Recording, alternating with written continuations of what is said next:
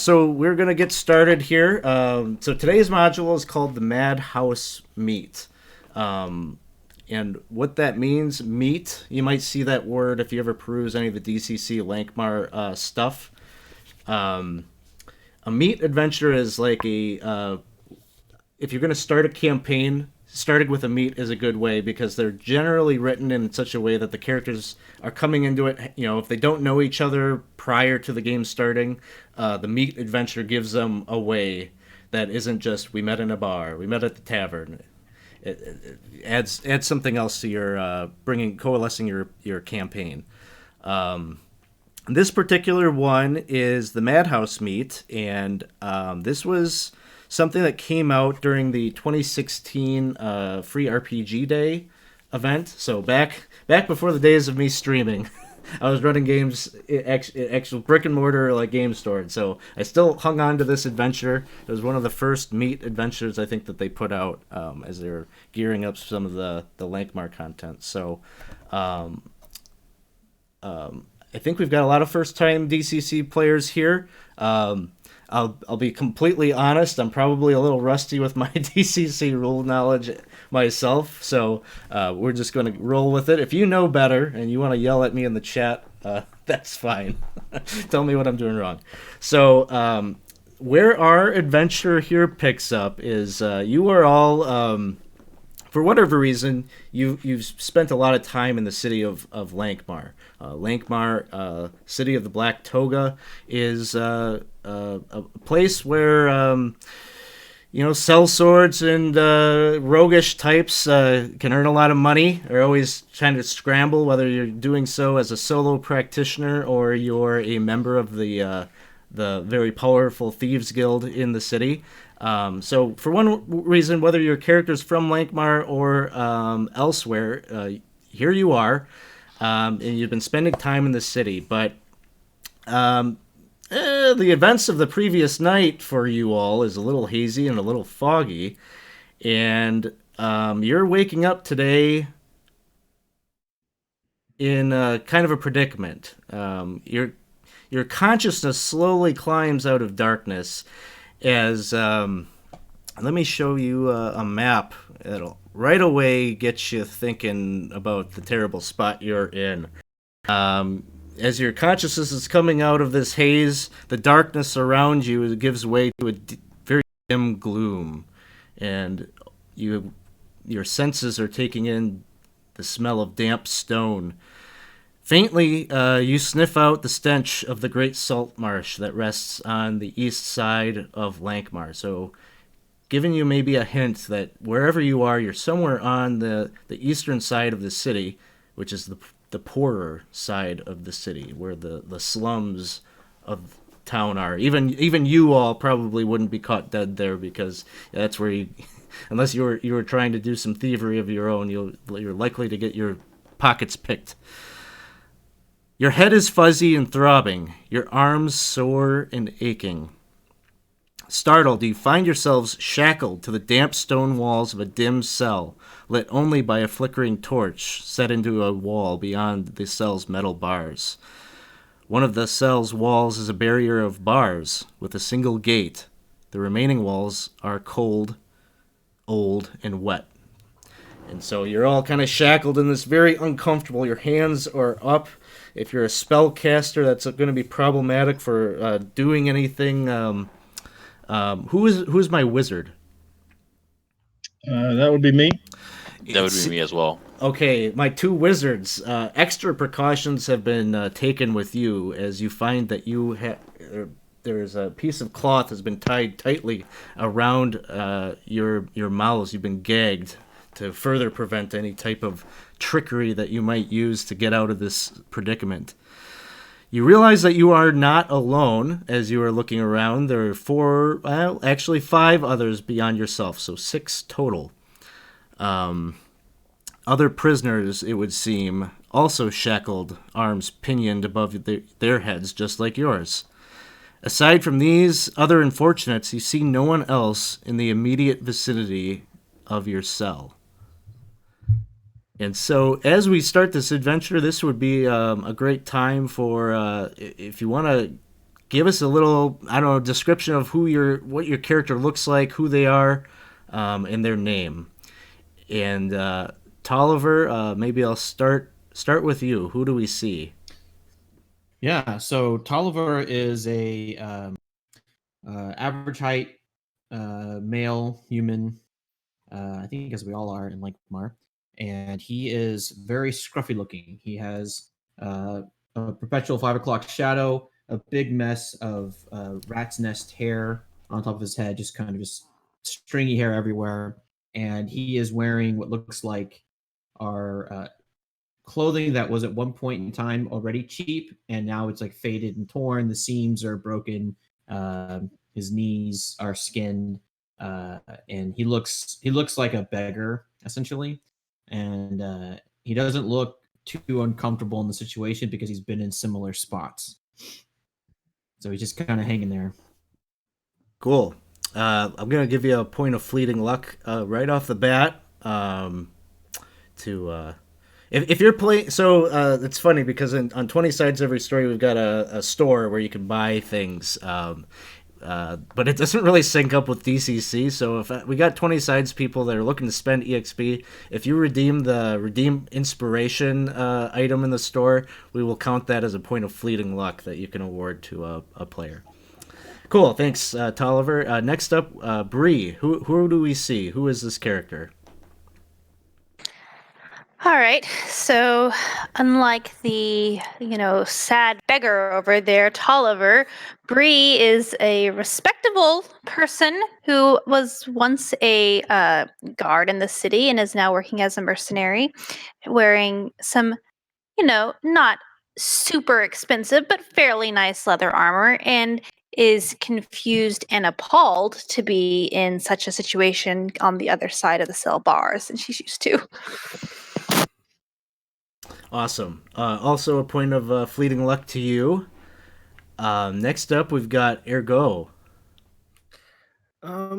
You see another human, kind of darker tan skin. Looks like he spends a lot of time out in the sun. He has dark, kind of purple, curly hair, and a bluish purple beard. He's shackled up and he's wearing pretty much all black. Some you can't really tell if it's a robe or it used to be a robe, but the bottom half is in kind of torn off, and he's just wearing some leather pants. He has his eyes obviously fixated on Bree and this very fancy leather garb that she's wearing. So so you get a point of fleeting luck for sharing something about your character, and I just want to make the caveat here that you don't have any of your equipment. I think I'll make an exception. The nice leather that you're wearing will say that. Why don't you give me a luck check right off the bat? Maybe I've still got that on. Yeah. All right. And so just to explain here, this is not a you're not fighting against a DC. You are actually trying to roll under your luck score. Okay, so 2 questions there then. Is there a way, do I add the fleeting luck? Is there a toggle there to do that? Or you'll just have to, I don't know if you got a piece of paper or something you can keep track of it. Yeah. Okay, that's fine. And then I'll just roll it into the chat. Okay, so that's good. Hey. It looks like a bad roll, I know, if you're used to playing D&D, but that's a good roll. So they for whatever reason did not touch your leather. All of your other possessions gone, but whether it was due to just negligence or what, you remain with your armor. Propriety. Cool. Let's see. Next up, we have Adrixel. Who do we see? So Adrixel has a dark and tan skin from a life spent with a father who's a fisherman. He's well acquainted with nautical vessels and boats. And after that, he decided to advance his career in the astrology field and was an apprentice under an astrologer in the local city next to the fishing village, where he has been working and studying. So his tan is starting to fade.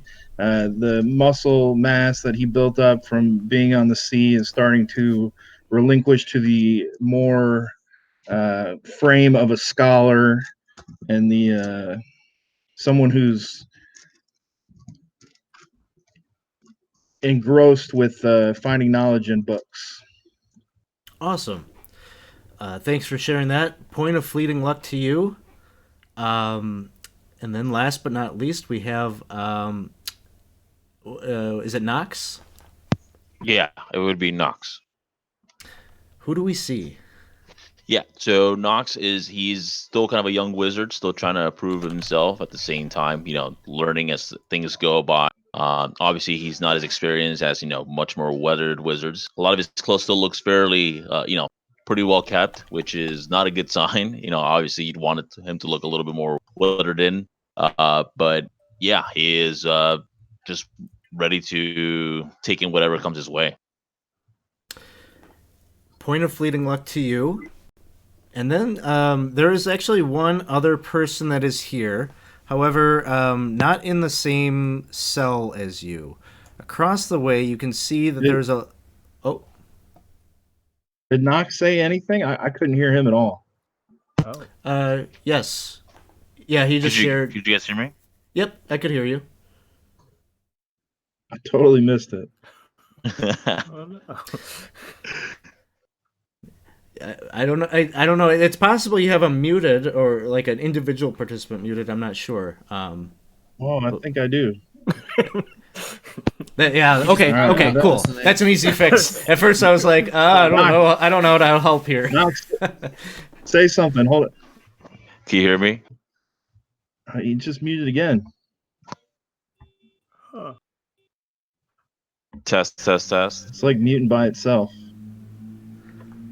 Huh. All right. I'll figure it out. Let you play with that, and hopefully we find a solution there. There is one other person in this cell across the way. You could see another individual lone participant in this this dreariness that you are all in. Kind of human. We've got all humans here in Lankhmar, but he is kind of got a dim-witted look on his face, bags under his eyes. He's got it's kind of like pretty ordinary bowl cut hairdo. Kind of suggests he's not a man that spends a lot of money on his appearance. But he's also tied up and shackled in there, and you hear him just kind of like calling out, Hey, are you guys awake in there?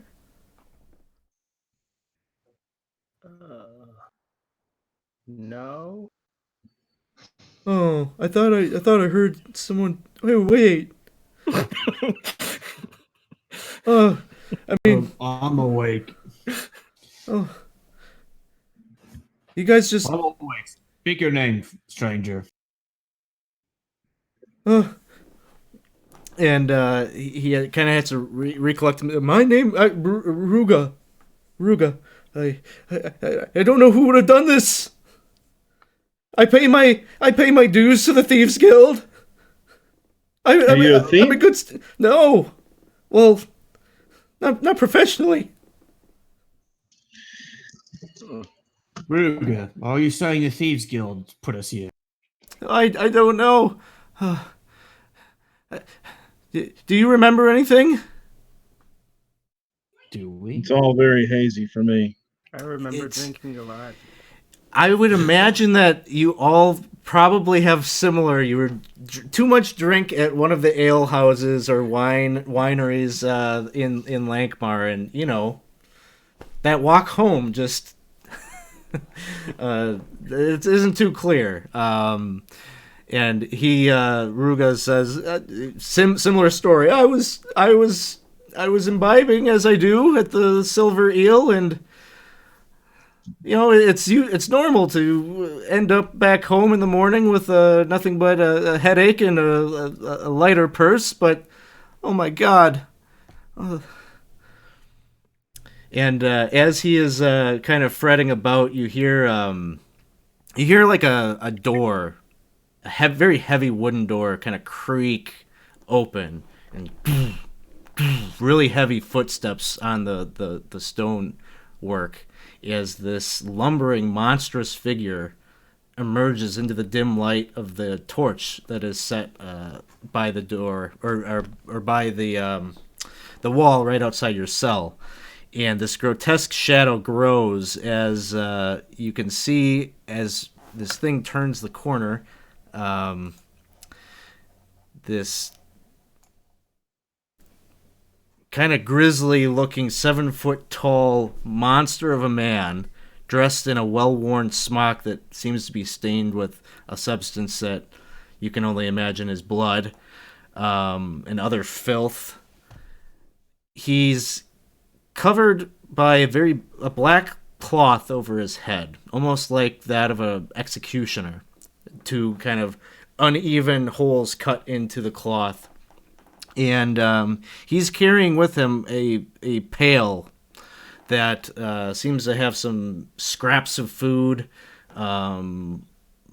just like the leftovers from a proper meal up in the kitchen somewhere. And he just throws the slop into your cell, and it litters the floor. Sir, I think there's been some mistake. I am not a criminal and do not belong in this place. Yeah, me too. Explain yourself. What are we doing in here? He just starts to like rattle the cage.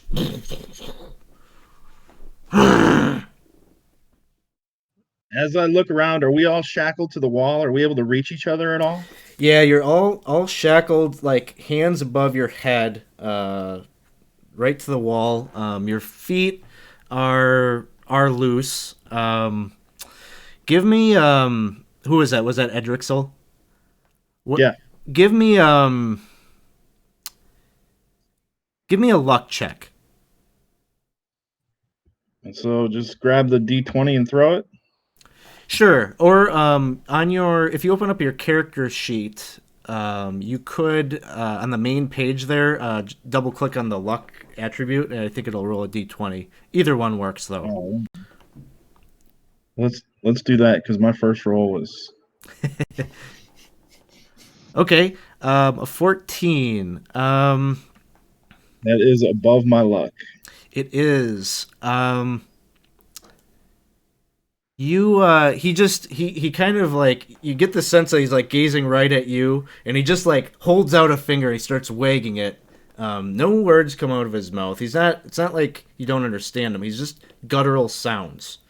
And so as he does that, he reaches into like behind his smock, and he has like a half loaf of bread that you can see the mold on it. He chucks that into the cage as well, and he's got seemingly in his left hand the other half he chucks into the cell with Ruga, and with that he starts to like meander out this way. And now that your like attention is on it, and he steps out of the room, you can see a little bit more into this next area. And basically, what you see is there's the banded door, which he shuts behind him with a thunderous slam. And then you can see there's a table and a chair that sit there. And opposed to that, there are these 3 levers, wooden levers that seem to be set into the wall right near the door. Oh, I think he likes you. Alex, do I have access to? Can I reach my hair from my shackles? Yes. And I Can believe I, you put something there. I did. So can I retrieve that? Yes. So what is it that you pull out from your hair? All right. So I'm kind of like looking around everyone else, and I just sort of say, "I'm going to show you something, but you have to promise to keep it secret. It's something dark and mysterious." And I reach into my hair and I like pull out, and you can see like above my head this tiny halberd. It's the size of my hand. It's crudely made, and it's like this little axe on the end. And I say, I'll tell you about this later, but I'm gonna get myself out, and I'm gonna try to pick my lock with it if I can. I All like right. to try and do so as well with just a. I don't have a halberd in my hair, but So, There's a story, I promise. so ergo, why don't you give me a luck check? I'm pretty sure I have maybe some sort of pin Roll- somewhere in my clothes. Yeah, roll me a luck Uh, check. Let's see.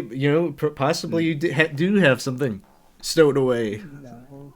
And then I also roll a D3 with the luck. No, that's only if you decide you want to burn luck. I'm going to because this number is not great. Okay. What let's- number was it? Was it high or low? It was a 9, and I Well, rolled. That is good. So a 9 is good. Oh, Because okay. your luck Then- score is a yeah. 10. So no, you don't need to burn your fleeting luck quite yet. So yeah, that's good. You've got like not your complete like thieves tools or anything like that, but like one little like very simple pick that might do the trick. So anything else that anyone else wants to do before we see these lockpick checks happen? My So mouth is still are all of covered, us right? in the same cell, and then the one guy, Ruga, is in the opposite cell? Yep, that's correct. So on your So I'm map, gonna where the D20 comet is where your kind of party collectively is. This is kind of gridded out, but for the most part, we're probably going to do like theater of the mind throughout the session. I'm gonna see if one of the other people can reach their foot up to my mouth to pull the gag out from my mouth. I forgot I was gagged when I spoke to the guard. Okay. We'll I'm say gonna be like, yeah. Why don't you give me let's say an agility check. The flexibility and the dexterousness to do that. Okay, so a 10 is pretty good. You managed to do that and loosen the gag. Knox, you were trying to do something? Yeah. Is my mouth still covered? Because I Yeah. remember you said. Okay, never mind. Then. I'm just stuck. Okay. Tolliver and Ergo, give me a picklocks check. That's nice. 14. 14, and Tolliver has a 12. So the DC on this is 10. So you both very these shackles are they're the kind of thing that you go and you buy down at the Harbor Freight. They're not high quality locks here. So you pick those, and it takes a little bit of time, but you managed to get your arms free. So Tolliver and Ergo, you are freed. Adrixel, you've got your gag off. Bree, is there anything that you'd like to be doing during this time? Well, I think I'm now probably going to recognize Tolliver since we've had a history. And I see him get free with this strange choice of, hair accessories. And so I'll call over to him and say, Tom, is that you? Oh, Bree, of all people to meet in the jail. How ironic. I guess you want me to get you out, huh? Hey, I've gotten you out of things before that you don't even know about. Phew, you throw me in jail more times than I can count. But are you dead? Yeah. Fine. I'll let you out, but you owe me one. I'll try to pick her lock.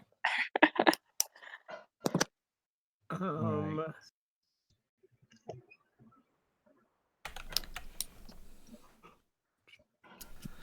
All right, so 10 does it. So you get Bree free. I'll go Thank over you. now. I'll take loose Knox. And I say to Knox, so you come here often? Not often enough. I think it's my first time. I'm tied up. I'm like, this is my first time here. How about you? I've been known to hang out in a couple of jail cells every now and again. Oh, snap.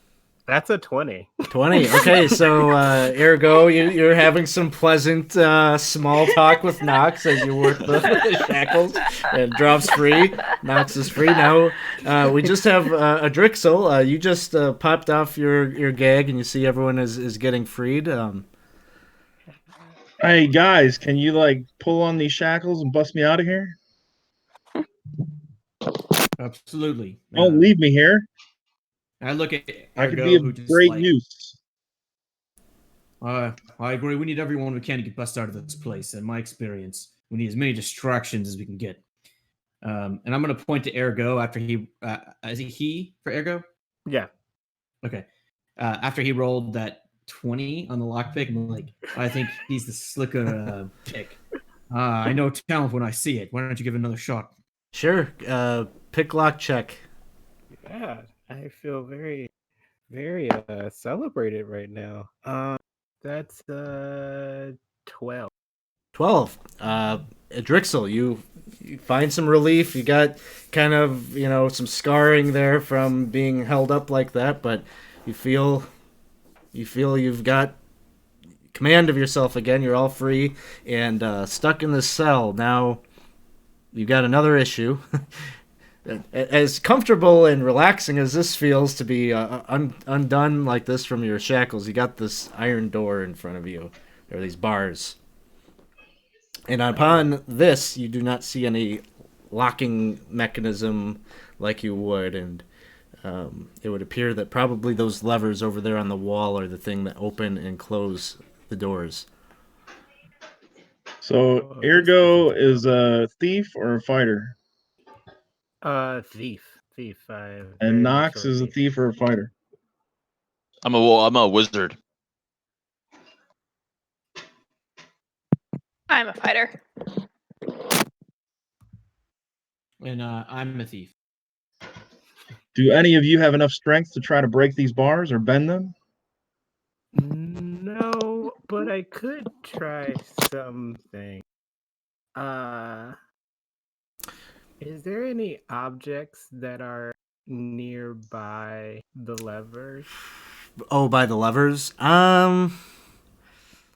Just the table and the chair there. Good enough. I want to try and see if I can force manipulate the chair above the lever. Okay. Interesting use of the spell. So you are using your I think yours was a D14. You don't have like the same action die on that a wizard would, but so this is where we got funky dice. We got funky dice in DCC. So in Fantasy Grounds, it's a little bit of a hunt sometimes to find these dice, but if you right click on the D20. Oh, wait. Sorry, you're not on Fantasy Grounds. Do you want me to just roll this for you? Sure. Unless you happen to have a D14 there at home. I don't know. You might. Nope. Can't say I do. Okay, so I rolled pretty decently on that. I rolled a 10. So then you can add to that. Did I put everything that you get to add on your sheet? This is a cast from a spell? I think it's your intelligence modifier plus level. Yes. Would you like to burn a point of that fleeting luck, maybe? Yeah, let's do this thing. All right. You have a D6 handy? Just roll that and divide by 2. That'll be your D3 for your... Oh, a 5, so that's 2. Okay. So you kind of don't even really need the table necessarily to use a spell, but you draw upon, you're manipulating like the table itself, and like you pull up some of the fibers out of that wood to create some kind of a makeshift like horseshoe type object that you fly over there to the lever, and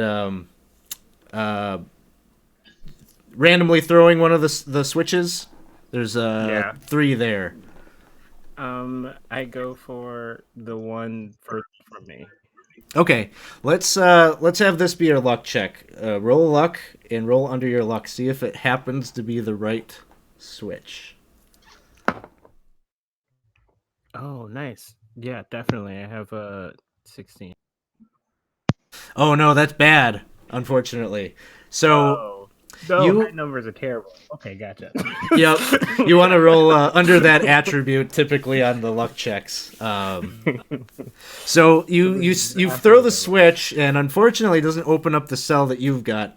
But you see the cell across from you where Ruga is opens up, and he's like, "Well, thanks for opening up the cell. If I could figure out how to get out of my shackles, I could maybe do Well, something." Hey, I'm here to bring solutions, not more problems. You can see him feebly, like he's like trying to like stretch to like get to the door, like he's just. Anyone? I'll yell over and say, "Do you have any habards in your hair?" I take offense to that. I happen You've to be heard the fresh out of story. bed. I came in here less prepared than you all, I guess. So I might be able to manipulate the levers with a mending spell. If it goes bad enough, it could break them. Okay, well, May trigger. that's totally a thing, being able to cast a spell and make the opposite effect happen. So mending being like a break, totally. Go ahead and make a spell check. So D20 plus your level plus your intelligence modifier. So should I just roll an intelligence check and then add 2? Yeah, we could do that. That works for me. Oh, nice. So that's 17. it's going to be a 17. So what ends up happening is you cast the spell, and you watch as the lever like pulls down and like snaps. Roll me a luck check. Just D20. Roll under your luck. So you want a 10 or lower. Nice. So you picked the right one. As the lever snaps off, the bars slide open, giving you're free. I told you guys wouldn't regret letting me free. You're right. Now get the hell out of here. And I'm just gonna run. And you see Ruga. What about Ruga? Come on, I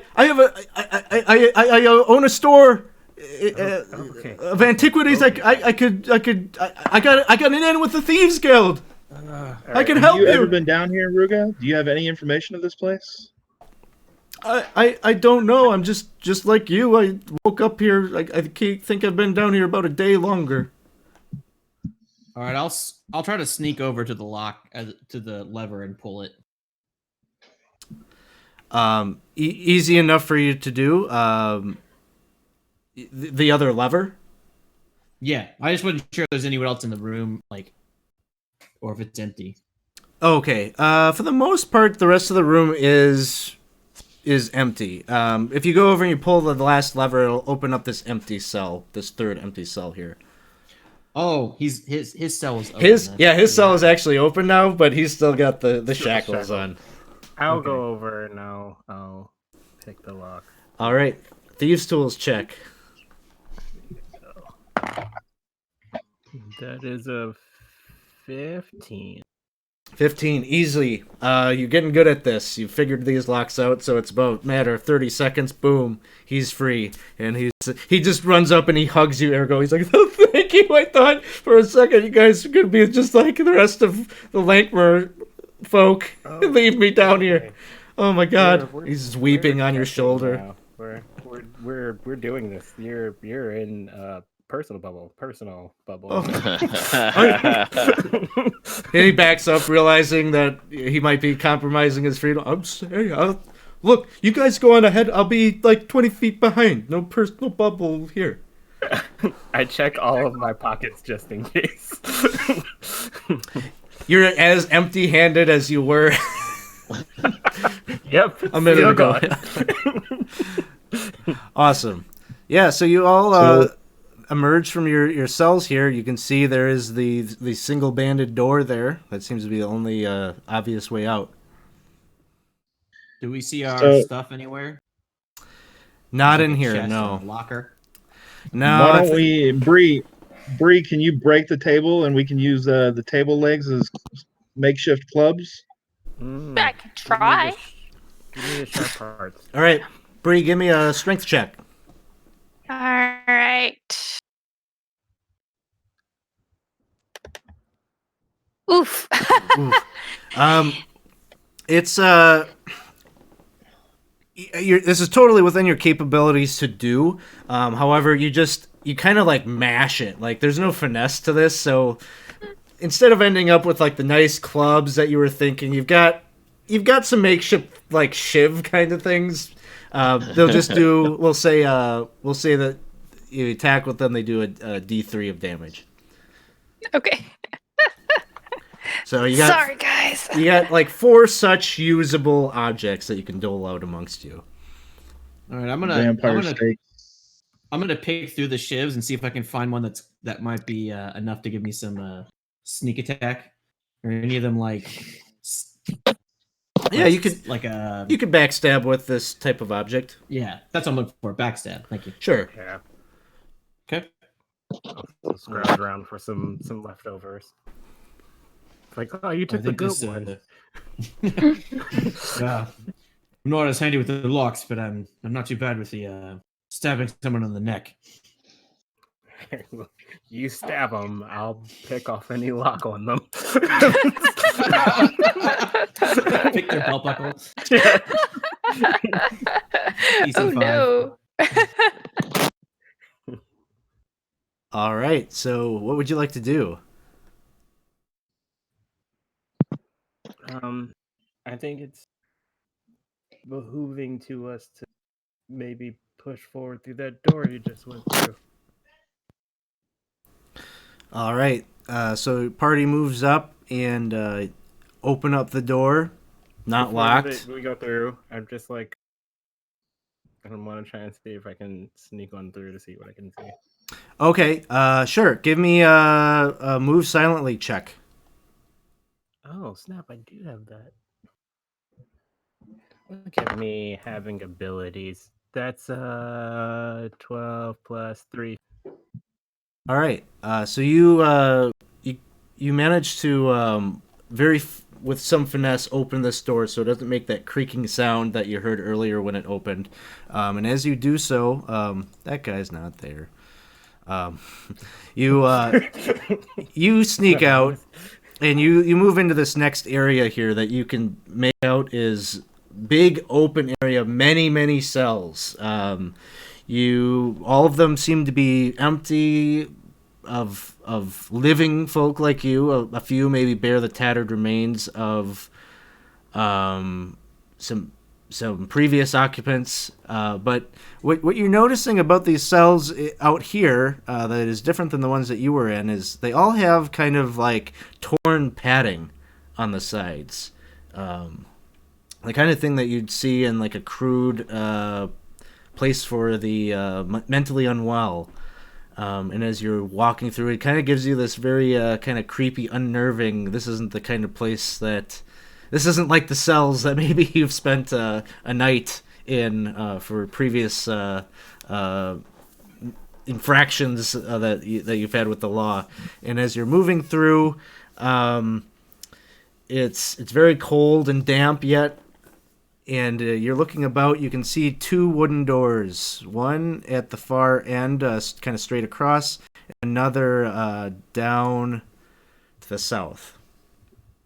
Okay. I want to make my way back to the door to the rest of them, and I say, I got good news and I got bad. The bad news is we're definitely in a prison. The good news is the upgraded rooms with the padding is in here.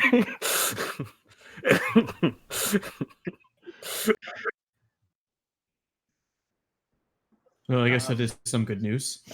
There's also a couple of doors. One kind of around the corner straight ahead, and the other one. Did you get any sense to which one's the exit? Well, I definitely know there's at least two options.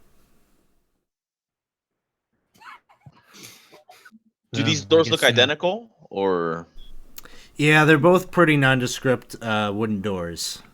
Nothing that really distinguishes one out of the other visually.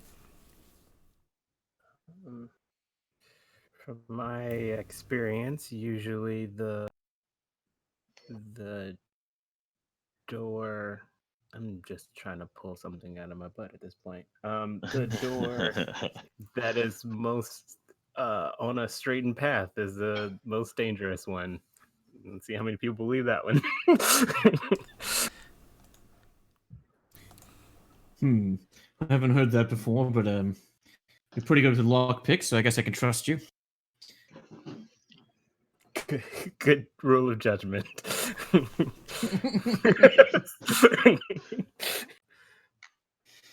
Bree, do you know anything about these dungeons? Have you seen this place before? Not this. This is way above my pay grade. You know what kind of jails I throw you into, are you joking? But Fair. I feel like straight probably is the way out, but also the way that's probably gonna make us run into people. I agree. All right. Drexel, Nox. Can you do I think anything? You blow a door open or something?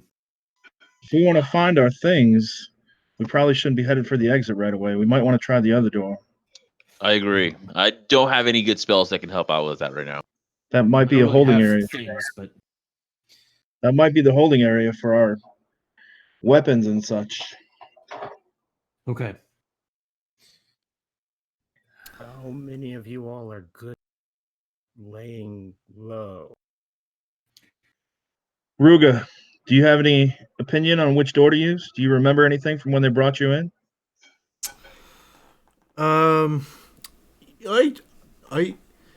I just woke up in the cell just like you all. I didn't see the way in.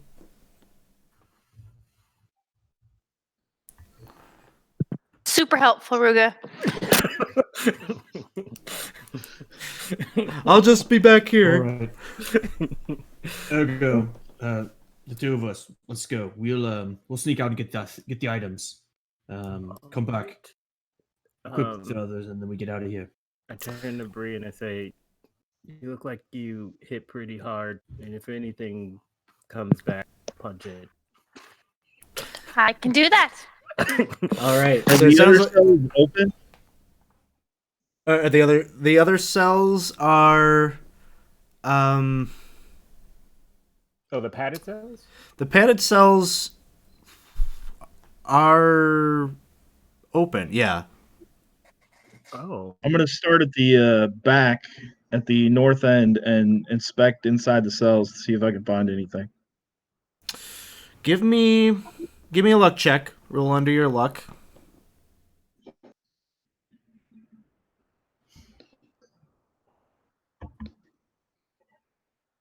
Oh, definitely not. Yeah, it's, probably any prisoners that were stuffed into these cells were in the same predicament that you were. They would have, it seems like this place maybe at one time was some kind of an asylum. And so they would have definitely stripped any people of any belongings so that they couldn't self-harm or do anything. That's the padding and things like that. So no luck there. So it sounds like, if I'm hearing the plan correctly, Tolliver and Ergo, you were going to sneakily make your way down to the southern door. Is that right? Yeah. Okay. Yeah. Why don't you both give me a luck check? Uh-oh. I'm so good at these. Yay! Okay. Oh, nice. Yeah. This is Natural Um, one. good. That's so- seven. As you were making your way closer to this door, once you get to like maybe like 10 feet outside of that door, there's kind of like a very faint uh, rotting smell that you're picking up on. I think this is the cafeteria. I know that smell. That's trash. We've got food. And I go start running. No, I'm just kidding. Does it smell like dead body rot or garbage rot? Make me an intelligence check. All right. Oh. Not good. 5. I don't know. Yeah, you're just not sure. It's definitely something decomposing, whether it's food, some kind of organic material. You're not sure if you can pinpoint its origin so precisely. I'm just gonna kind of slowly, cautionally enter in and see what I see. All right. So you do open the door, and you are looking into what was likely once just a simple storeroom is a nightmare of rotting bodies, mangled beyond recognition. You just see it's not just like that they tossed dead bodies in here. They are twisted, spines contorted in improper, impossible ways. Bones are arms are disjointed and fingers cracked backwards. It's a horrifying display on the other side here. Heaped about these corpses, some of them are like burned, like seared, like basically any kind of physical torture that you can think of that a person could do to another. It'll be on display somewhere in this room.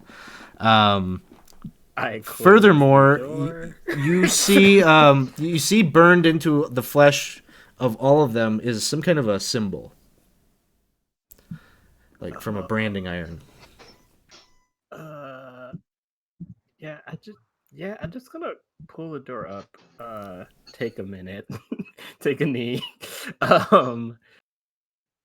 Wow. Get the fuck out of here. Let's go. Yes. Glimpsing upon a sight of what could have been your future had you not broken out of that cell. Did you see the sigils on the skin? Well, I saw a bunch of broken bones and blood and tortured people. Yeah, definitely that. I think it makes sense. Ergo, why don't you give me an intelligence check? You've studied with a wizard before. Maybe you know something about this. Let's see. Do I add? I add +1, so it's 17. 17. Yes, you know what this is. The symbol is it looks like a broken man, like a little icon of a broken individual with arms twisted and things like that. This is the symbol of Izek, a god, a deity that is known to be the patron of the deformed. Okay. All right. A lot of times, people that were born maybe with some kind of a physical deformity of some kind may end up worshiping this god. Not something that probably a lot of people in Lankhmar worship. If you'd like, you can give me a second intelligence check. Yeah. Curious if. Just kidding. That's a 3. Okay, so that's basically you know the origin of the deity that this is ascribed to, not necessarily like maybe where it's popular or where it originated in the world where it's practiced. But there you go. Would I know if like this is something that is at least talked about amongst like prisons and or insane asylum? Probably not commonly. No.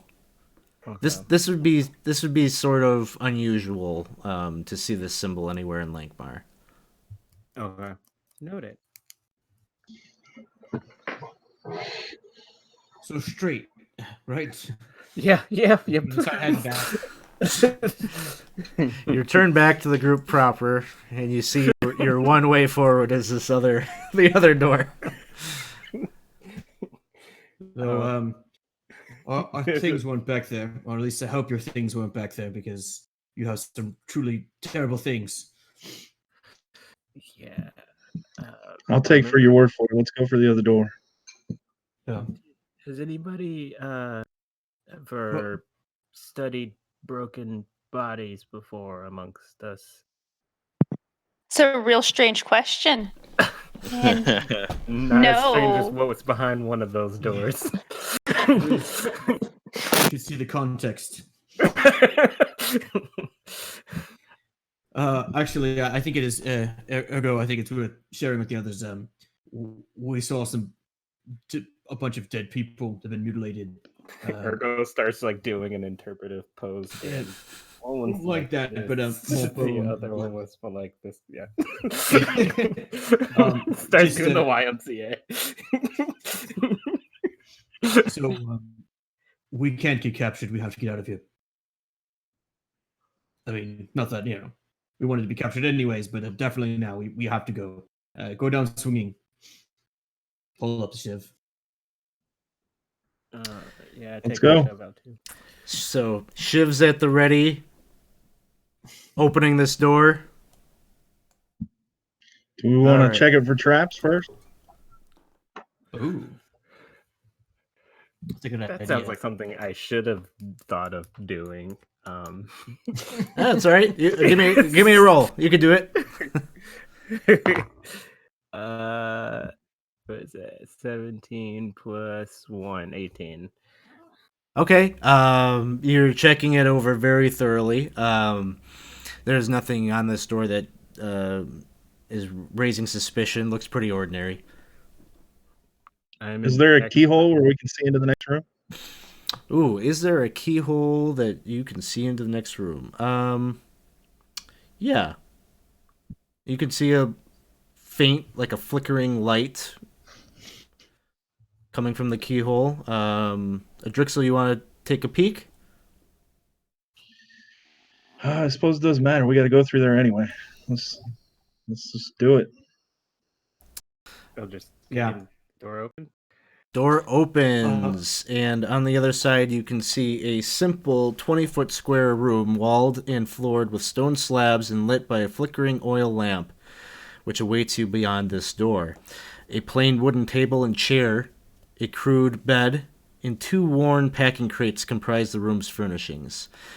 A worn wheelbarrow leans against the east wall, covered in kind of the dried remains of gore. Doors stand to the one door to the south, and you see sitting in the chair here is the jailer. And so as soon as you open up that door, he stands and takes him a moment to realize that you can see the eyes on the other side of that hood open real wide, and he reaches down to grab for his cudgel, and we'll roll ourselves initiative here. 1 second. I didn't set up my tracker quite yet, so give me 1 second. Does someone have a question? I was just going to say I was going to just look at the jailer and be like, oh, sorry, wrong room, and close the door again. Okay, well, we'll see. If initiative rolls right, you might be able to close that door there. So here we go. I'm going to roll it automatically for us all so it works out for us. Okay, cool. Bree, you are the first to act. What would you like to do? Oh. Well, considering he wants to go to the other side of the door, running Yeah, you got headlong might big not be the 7-foot smartest. guy just stands up and he's grabbing a cudgel. Like there's no mystery in what he's about to do. Yeah, I'm gonna jump back and maybe try to bar the door. see if we can. Okay, you want to close the door and try to hold that like closed. Yeah. Okay. Yeah, so we can maybe get something better than the shivs to take him down. All right, that sounds fair to me. You close the door and you're holding it, like looking at the gang, like, what do we do here? Yeah, like, He's a giant. All right, Adrixel. Door's been closed. You maybe got a moment or two to figure out what to do. All right. If we, I got a plan, you guys. If Knox and Tolliver go down the right corridor toward that other door, and Bree lets him through, I can try to cast Charm Person, but he'll get caught right in the middle, and we can attack him from 3 sides in the middle of the room that we're in. If a couple of us go down one corridor, and then Bree will end up running through to the other end where we woke up, and then me and Knox will be down the other south corridor.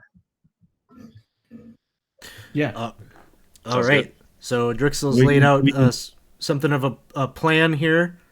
We can catch him right in the middle. I'll try to cast Charm Person and see if we can make him be our friend. But if we can't, then we can attack him on 3 sides. All right, Tolliver. So I'm down with that plan. Without the tokens, everything, I just want to make sure we have this exactly right. But basically, what I want to position myself, Alex, is I want to kind of like duck around the corner, maybe into one of the cells, Okay. and get ready to like come up behind the jailer and stab him. Okay. Yeah, that's So even better. So you move your way down. You kind of duck around the corner there, waiting for your moment to strike. Okay, we got the host from Wizards of the Couch. Thank you for that. As you're running down the hallway, you're talking to your plan. Bree, you feel he's pulling on the door. Give me a strength check. All right. I'm gonna. Ooh, and I can I roll do a the luck 15. too? You want to burn your luck? Yeah, I'll burn my So, luck too. All right, that'll give you an additional +1. Door swings open and he steps out. He's out in the hallway with you all, and he's like, banging the cudgel on the wall, and he's about to like bring it down on Bree. Ergo, it is your turn. So the door's open. He's standing in the doorway. Yeah, Bree's in he's front of him. And I do have at least a shiv. Would I be able, this is a kind of crazy thing to ask, would I be able to try and scurry between their legs and try and stab them in the leg? It's not a crazy thing. This is DCC. We do crazy all the time. Yeah. roll me a let's call it a sneak silently. Oh, sweet, yeah. I'm not saying it's going to be easy, but maybe. Maybe 16 plus 3, 19. Yeah, I think he's fixated on Bree, and he's wanting to crack some skulls, and you're like scurrying right behind him. He's got a hood on too, so peripheral vision maybe not so great. You're in the back. Let's see the attack roll. This is a backstab. If you nail this, it's an automatic crit. Okay, and my attack, it's just 0. Okay. Yeah, it's based off of strength, so I think. Yeah, I actually have a -1 on that. Great. So that's a 14. Whew, a 14 is going to hit. So, Okay, cool. let's see. Oh, Gary Khan is now hosting us. Hey, thanks for the host. That's awesome. Okay, done. So, ergo, you just snuck up behind the jailer here, and you landed. It seemed impossible, but you snuck up behind and you landed this. So, the crazy thing is this is a crit. So, our first crit of the game. Oh, for doing this, then we get to roll on your crit table to see what happens. Let's see. What do you got? Whoa! Thanks for the gems, man. Hey, thanks for feeding the gem door, the mimic door. Nom nom nom. Yes, thank you for the cheer. So your crit table, did I write it there on your sheet? Yeah, it says 2. 2. Okay. So crit table 2. Why don't you Roll a d10. give me a d10, and this is modified by your luck. Oh, okay. I'm not sure if you have a modifier on that, but No. So okay. it's just a D10. Straight roll. So that's a 5. 5. This blow, you strike right in his lower back, and you pierce his kidneys. This, Nice. you're going to do your standard damage, but you also do an additional 3d3 damage. 3D. Okay, so you'll have Oh, to do Gary the Con 3D. is rating. Whoa, look at all the people that just showed up. Thanks for showing up. Yeah, so go ahead and roll that up for me. So basically roll 4d3 total. So you got a d6, you can use that and have it. Half it. Gotcha.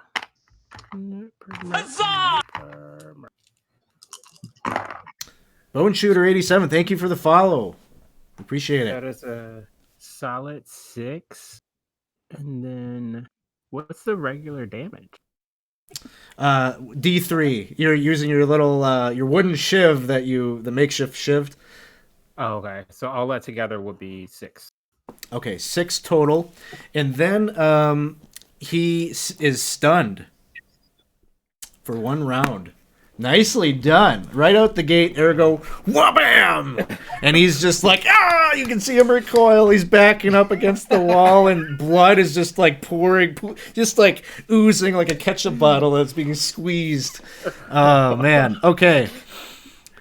That's pretty epic. He is still on his feet, however, but pretty badly wounded. Nox, you were up next. Okay, so I want to cast a spell. Well, I mean, I have Choking Cloud, but I don't know how long that would last for. Yeah, it's probably variable. It probably depends on how good your spell check is. DD Mom, thank you for the follow. Huzzah! Okay. You know what? I'll do that. I'll cast Choking Cloud just in case he, still up after that one. All right, so I'm going to ask you the question that I will ask every time someone casts a spell. Would you like to spellburn? You got to decide spellburn before the roll. I will not. Oh, okay. Hold off on that. Thanks for the follows, guys. Appreciate it. So what you can do is on your actions tab, you got your Choking Cloud spell there. Click the magnifying glass next to it. Okay. And then I see it right there. And then click that cast button. That'll automatically roll on our wacky table to see what happens. Ooh. Oh. This is a success. It's not. It is. It's a Okay, success. cool. It's, I think, the bare minimum that you needed to roll to make this happen. So, one designated target is engulfed in a caustic, stinking cloud for 1d4 rounds, suffering a -1 penalty to all rolls, including its attack, damage, skills, and saves. The cloud follows the target, and it cannot escape. So, not only this guy is just having the worst workday possible.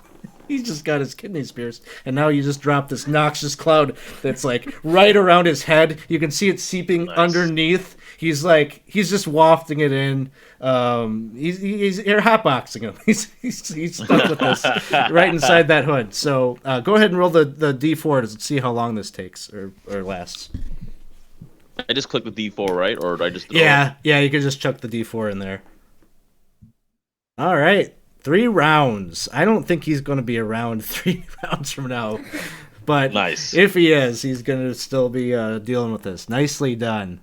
All right, we're back to the top. Bree, you were about to get your skull bashed in, and then things took a turn. What would you like to do? They did take a turn. So yeah, I'm going to try to just, shiv him too. So So because he's stunned, I'm going to give you just a straight +2 on your attack roll. So, remember, you're a warrior. You got a mighty Yes. deed die. Anything crazy cool you're going to be trying to do with that, with your mighty deed of arms? I'm gonna try to just stab him in the neck. So that's the plan. All right, I'm picturing like you got like this, like basically a pencil, and we're Yeah, gonna just jam that in there. All right. yeah, that's the plan. Can you only use the mighty deed once? No, basically every attack, but she needs not only hit but roll a D3 or higher on the deed die. Okay, so just to be clear, do I roll the d20 to see if it hits at all, just like normal, right? So you're rolling that, and that is you must have a strength. Yeah, so plus strength brings it to a 10. Okay. Then click that deed Yeah. die. Oh yeah, the deed die. Okay. Oops, hold on. Got off the page. Okay, there's the deed. Okay, Hey! so it's a 3. So it's a 10. It's 9 plus 1 for your strength, plus the 3, plus the 2 that I'm giving you because, he's choking. Yeah, and he's got all sorts of problems happening. So Things this going is badly for him. going to hit. Okay. So go ahead and roll a D3 for damage. And if you want to Okay. do that with the wacky dice and fantasy grounds, you would right-click. I think it's the D6. We'll bring up the D3. Okay. I see the 3 times, but is the custom dice? Yep, the custom dice. Got it. Okay. Ooh, all right. Yay. So 3 plus so you're going to do 4 points of damage. Let me just pull some stuff up here for our Mighty Deed of Arms. They've got in the DCC book, they've got like sample charts that you can kind of turn to for Mighty Deed of Arms, but really you could make up whatever you wanted for your Gotcha. for your Mighty Deed of Arms tables. But I'm gonna say this is an attack to the. We'll say this is gonna like silence him. Not that he really had a way with words previously. Wasn't but, saying much, no. It's possible there's other things down here. So he's just gurgling now and not able to, like, any call for help that he's going to attempt is going to be no bueno. Nice. So he's, oh my God, you guys, maybe you're the real monsters, Anyway, Adrixel, it is your turn. So I probably can't get past Bree, right? Is there enough room in the hallway to Oh yeah, let everybody through? Yeah, you could get up there if you wanted. You're muted, You're Alex. muted. Oh, I'm sorry. Yeah, there's enough room. You could get up into the fray if you wanted. All right, I'm just gonna wait. I'm gonna pass my turn. Okay. Tolliver. It is your So turn. I'm like waiting for there to be like this like plan of attack where we let him in and I jump in and sneak attack and I hear like screaming and yelling and I turn the corner and everyone okay, what's going on? And I see like blood and clouds and everything. I'm just like, Jesus, oh my God. And I'm just gonna charge him with the shiv, just like not sneak attack or anything, just attack him. All right, sounds Great. good. Straight attack. I'll give you the +2 also. All right, here is the attack. And I'm not. So that's gonna be 11.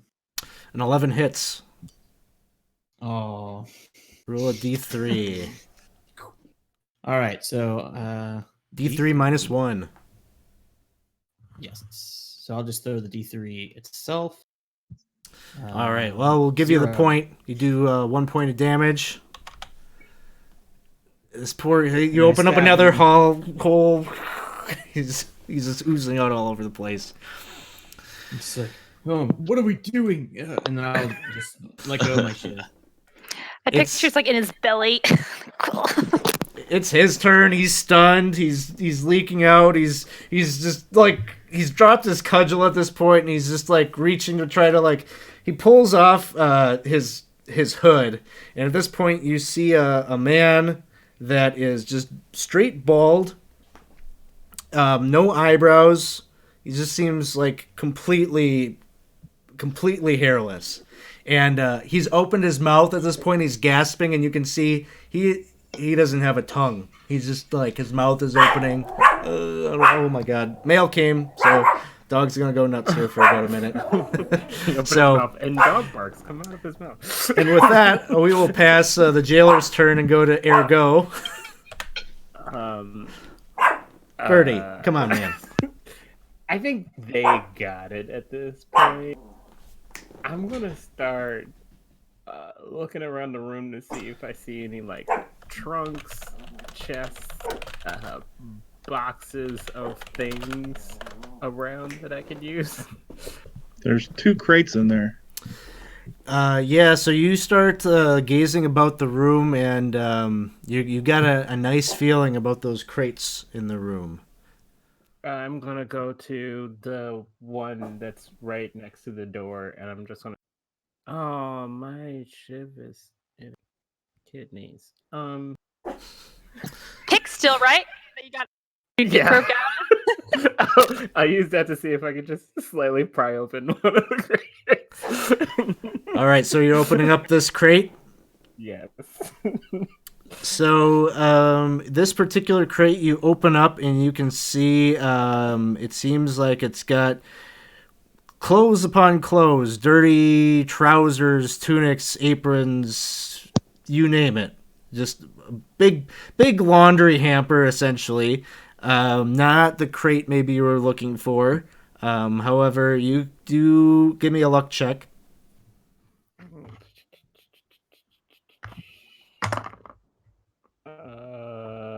That's a 10. I think that's under for you, right? It meets it. Oh, I'm gonna give it to you. Typically, it's got to be under, but it's close enough. You see the glinting of some coins there at the bottom of the crate. So there's some loose change that is jangled to the bottom of this crate. Maybe not something you want to deal with quite yet, unless you want to sneakily sleight of hand some stuff away for yourself. But there you go. There's some coinage there in that crate. All right, Knox, it is your turn. Okay, so he opened up one crate, and there's still another one that's closed, right? Yeah, there's one in the upper right-hand corner there, a larger-looking crate. I'll check that one out. All right. You go and make your way past the jailer who's there in the hall. No problem. You easily get to the crate, pop it up. Hey, there's all your stuff is in that box there. So all of your swords, your those of you that were stripped of your armor, if you have it, it's in there. You name it. All the stuff that was on your inventory sheets at the beginning of the session from character creation, that's in this crate. All right. Bree. All right, so I'm going to pick up the cudgel and just try to just whack him with it. Hopefully, finish this off. All right, you're gonna take us. You're gonna kill him with his own weapon. All right. You got a mighty deed you want to name? Is it whacking him on the head with it? Is that mighty? Is as hard as I can? All right. Whack-a-mole. Sure. So you'll get a +2 on top of everything else. So D20, strength modifier plus your deed die. So right off the bat, we got a 10, 11. Then you can roll your deed die. All right. So that's 13 plus 2 from the circumstance of him being stunned. That's gonna hit. No deed, but this weapon is a D6. So you can roll your D6. Awesome. So that's going to end up... So you add your deed to the weapon damage as well. So this ends up being a solid 8 points of damage. And what you were looking to do was to knock him out. You can hear his skull cracks and he drops to the ground. And he's no longer gasping. Okay. Well, I'll just put the cudgel back down and go into the room. I look over and see the body on the ground and just pick up one of the dirty pieces of clothes and puts it over his face. We don't need to see that. We probably should get out of here right away. We just killed someone. All right, we're You want to murderers find our now. things. Yeah, so you can all clamber into the room and re-equip yourself, get reacquainted with all of your items that you were deprived of. I'm definitely sneaking in one piece of coin, and then I'm going to show everybody that I found all of these coins and only these coins, no other coins.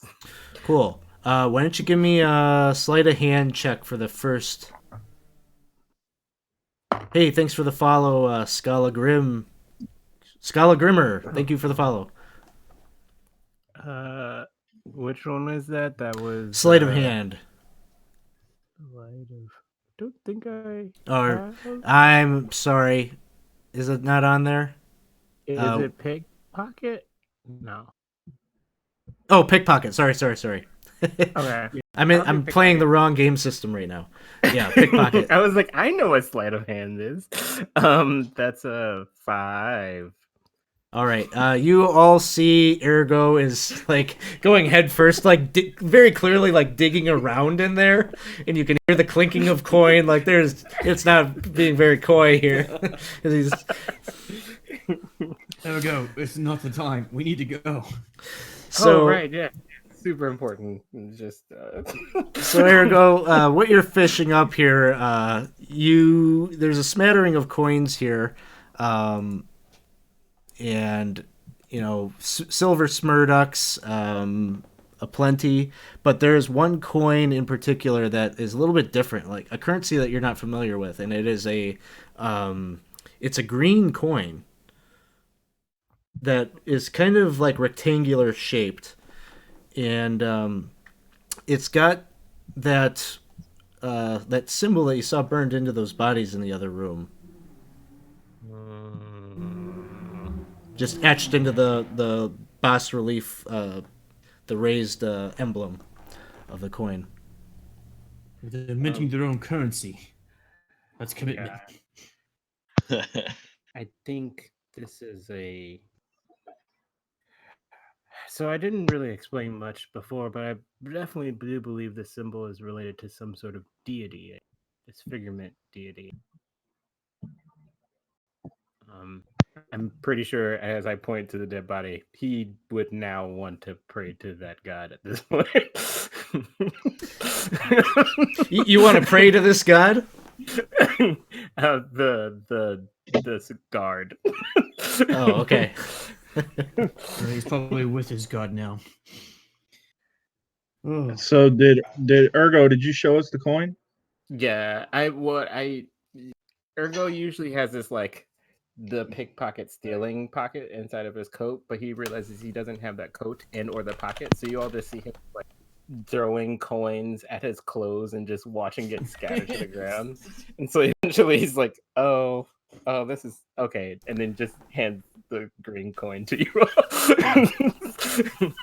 So we need to keep the green coin. That might be currency we might be able to use later on to barter with these guys.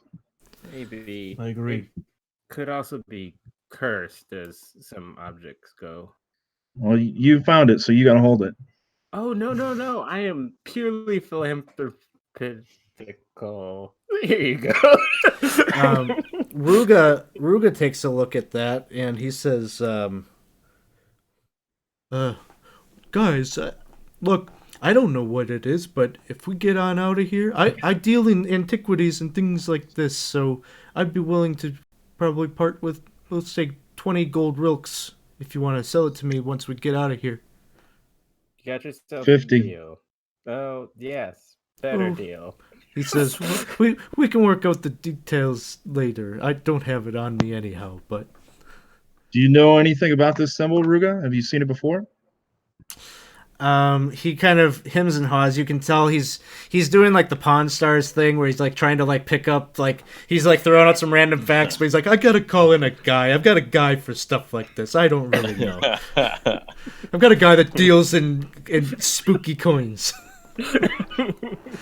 I'm gonna check the body of the jailer and inspect him for anything that he might have on him, and see if he has the symbol branded on him anywhere. Surprisingly, you don't find. Maybe you're expecting that, but you don't find that symbol burned on him anywhere. But you do note that he is entirely hairless. Like his entire body, it seems like maybe was shaved or something. It's kind of weird. Give me an intelligence check as you're inspecting him.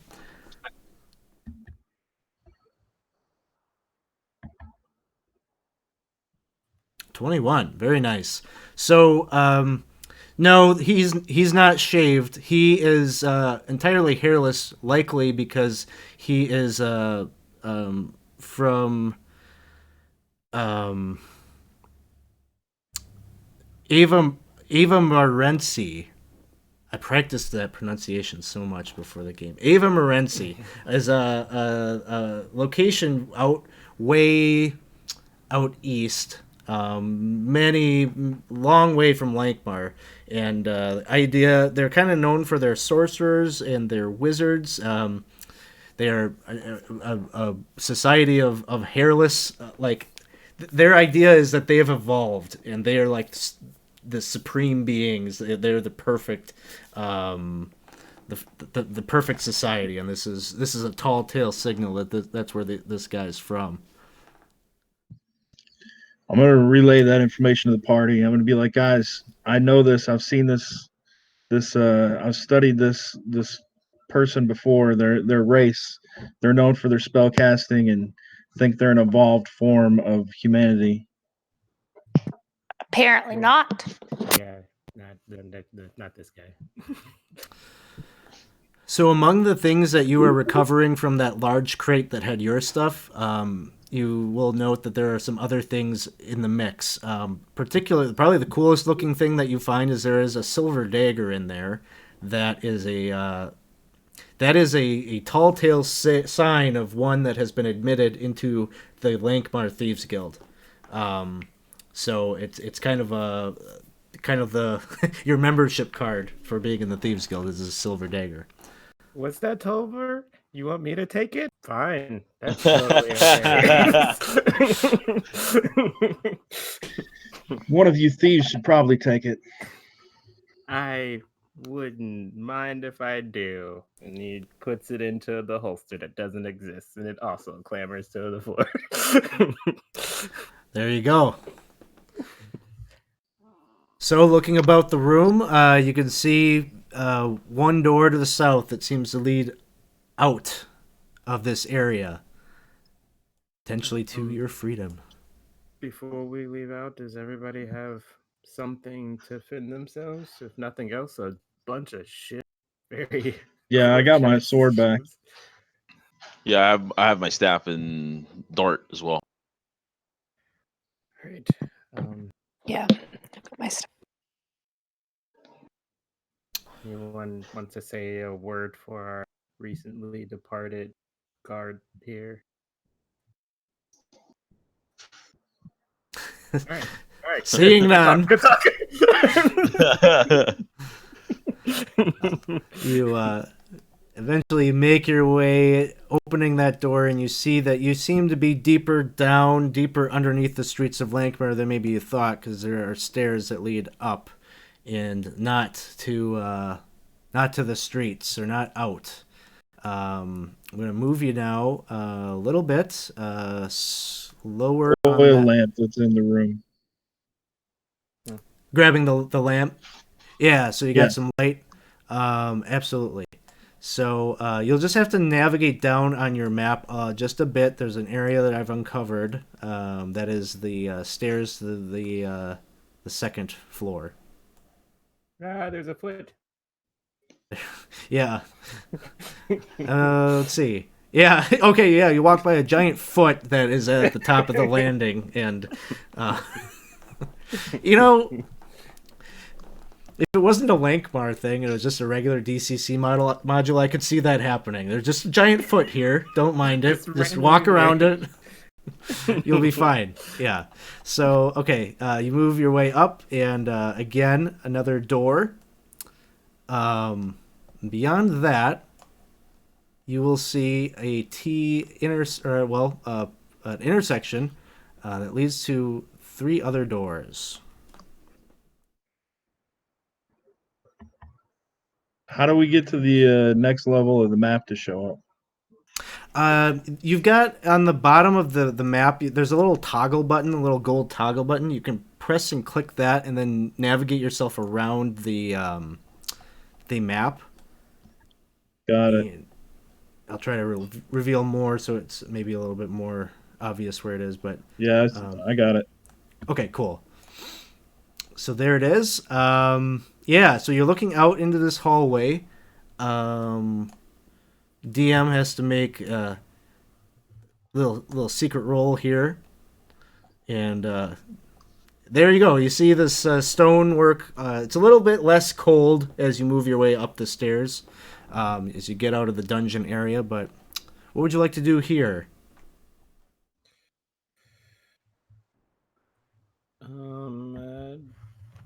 Easy goes. Oh, sorry, Ego. What were you saying? Should we split up or go through each door together, or? Let's scout it out. We run into another one of those jailer types. We should better be careful. All right, so no more kicking doors open.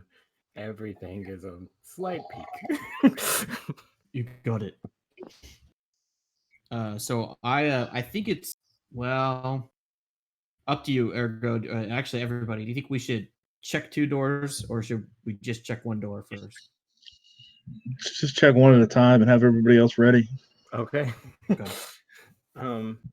North, south, or west? Let's go north. Oh, north. North is fine with me. North it is. South is fine. All right. So your plan is you want to just like kind of open this to just a crack to peer in.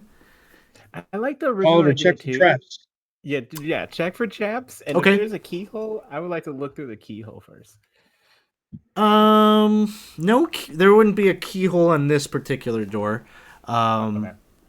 But you do a find traps check. It looks pretty standard, ordinary door. No locking mechanism on it. So, not a whole lot that could be trapped on it. Okay. Coast is clear. Go ahead and open it up, Ergo. Right. You give me a move silently, sneak silently check. Nah, I'm good at those. Oh, I shouldn't have said that out loud. Oh God. Of course I will say that out loud. And then roll a You got a 1. +4. You rolled a 1. Nat 1? Oh. Yes. All your fleeting luck is gone. So I'm you never had, saying those words out loud ever again. so you this is like a push door, and you're like pulling it, so you're like and like I don't know how you botched this up so bad, but anyway, you overcompensate the door, you fling it open, and on the inside here, you can see it's a dining hall. There are 2 long trestle tables that are flanked by benches. There are standing candelabras on each. They're both coated in dripping wax or dripped wax, and it's unlit other than the lantern that you have brought into the area. It cascades some light into the room. The tables themselves are littered with pewter plates, wooden goblets. Seems like I don't know. This is kind of a mess hall. There's a number of people that must be feeding in this area, in this cafeteria-like area. Currently? Yeah, it does. It's not as if this has been like sitting here rotting. This has been recently used. You can see crumbs and signs of recent use. But there aren't like 5 people currently sitting in the room Oh, eating food. well, slams the door open. I don't know. gosh. I gotta do. Why'd I ask that question? There's 13 of them. Winston. standing around. Winston.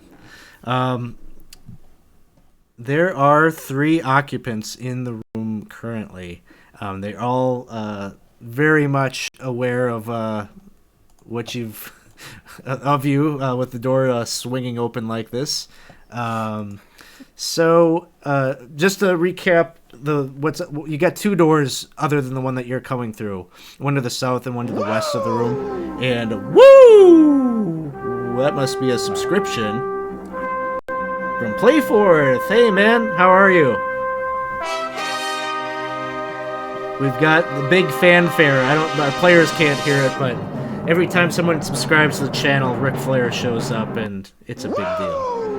Uh-oh. No, I just subscribed too. This There is we good. go. Yes. Thank you for the subscription. Doo-doo. Thank you. So, I guess this is probably the time where I need to explain what subscribing to the 20 sides of every story. It's just gonna keep happening. Thank you for the subscription. See, my players get a kick out of timing that right, so it interrupts the big bad speech or some clever description that I've come up with.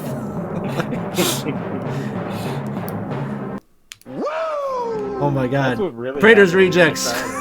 Thanks, I Nuff. try to sneak into the door and all the fanfare just comes running through the doorway. Yeah, this is your fault. This is that Nat 1.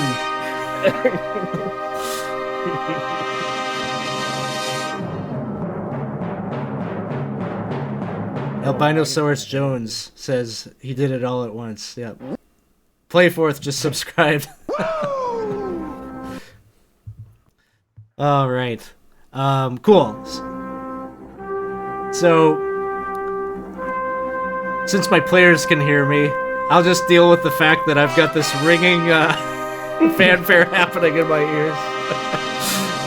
So, yeah, so we need to put some... what's that? I did do this to myself. Played myself. Well, the worst is when they cheer and then I have to hear my voice yelling in my ear. Yeah.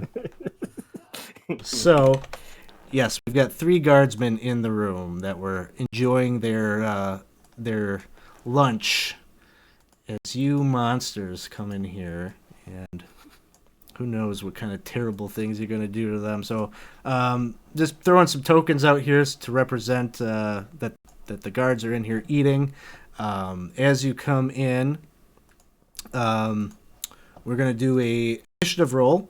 And while I don't have Ric Flair in my ear, I'm going to suggest to the people that just subscribed, you can, as a subscriber to 20 Sides Every Story, you can play in some games with us each month. We do some community campaign games in which we play the 5th edition conversion of the Isle of Dread from Goodman Games. So we've been having a lot of fun with that on the channel. Probably run about like 4 or so of these games each month. So as a subscriber, at the beginning of the month, I email out the links to sign up for the games, and you can jump on the wait list. And if we've got room in our games, I'll let you know a couple days before the game goes live, and you can jump in and play with us. So, had to put in my little plug for subscribing to the channel there. All right, so our players just busted open unintentionally. They're trying to be clever and sneaky, but this didn't work out. Tolliver, what would you like to do? As record scratch, you can tell shit's about to go down. I'm going to run away. And That's fair. I'm going to run down.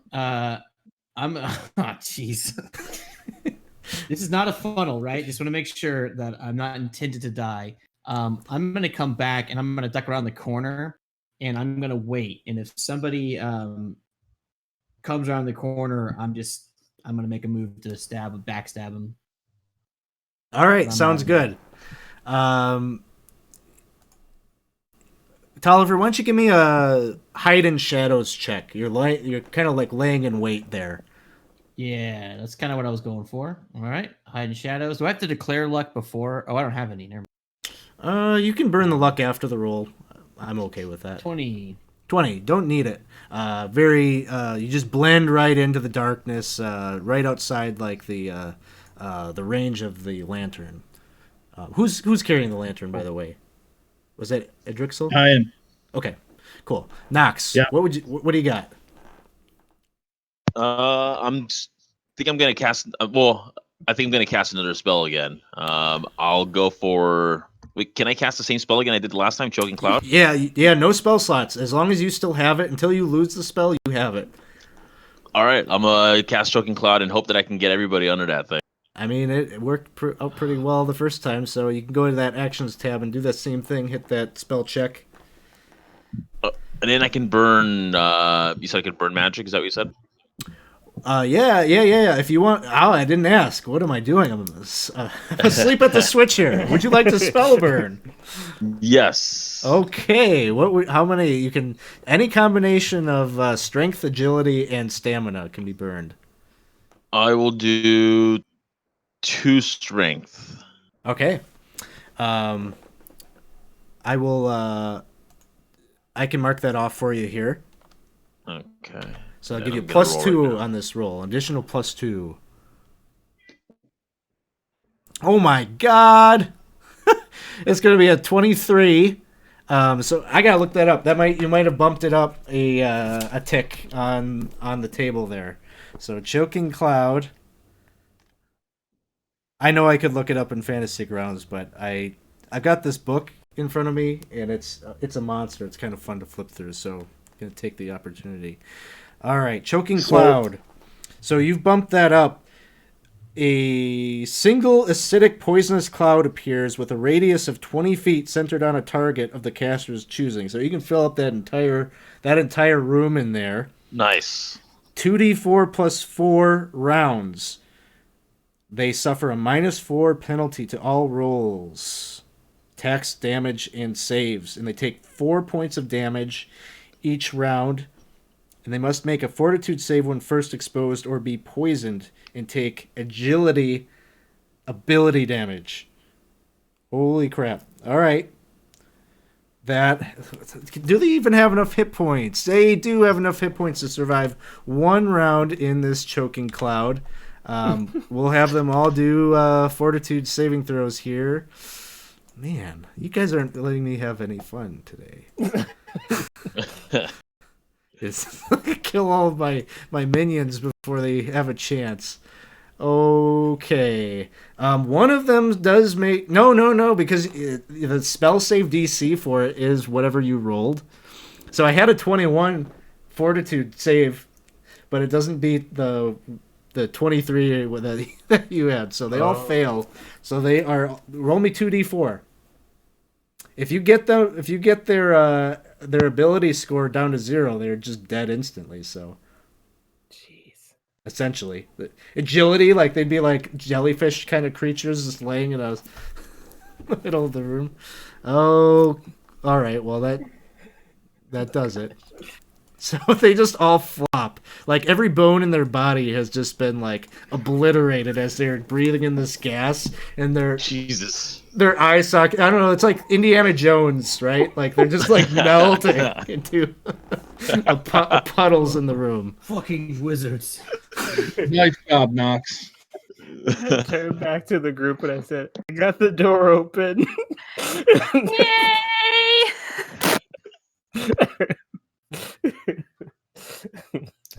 So, Southden.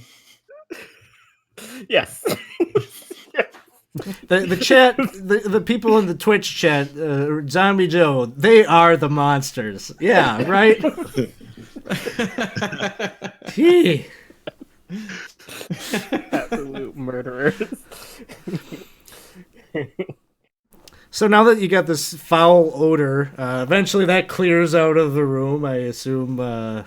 Would you like to do some other things while you wait for that to evacuate the We're room? gonna go check the south door. I just like leave the door slightly open so I can air out. I don't want to become Jello. Yeah.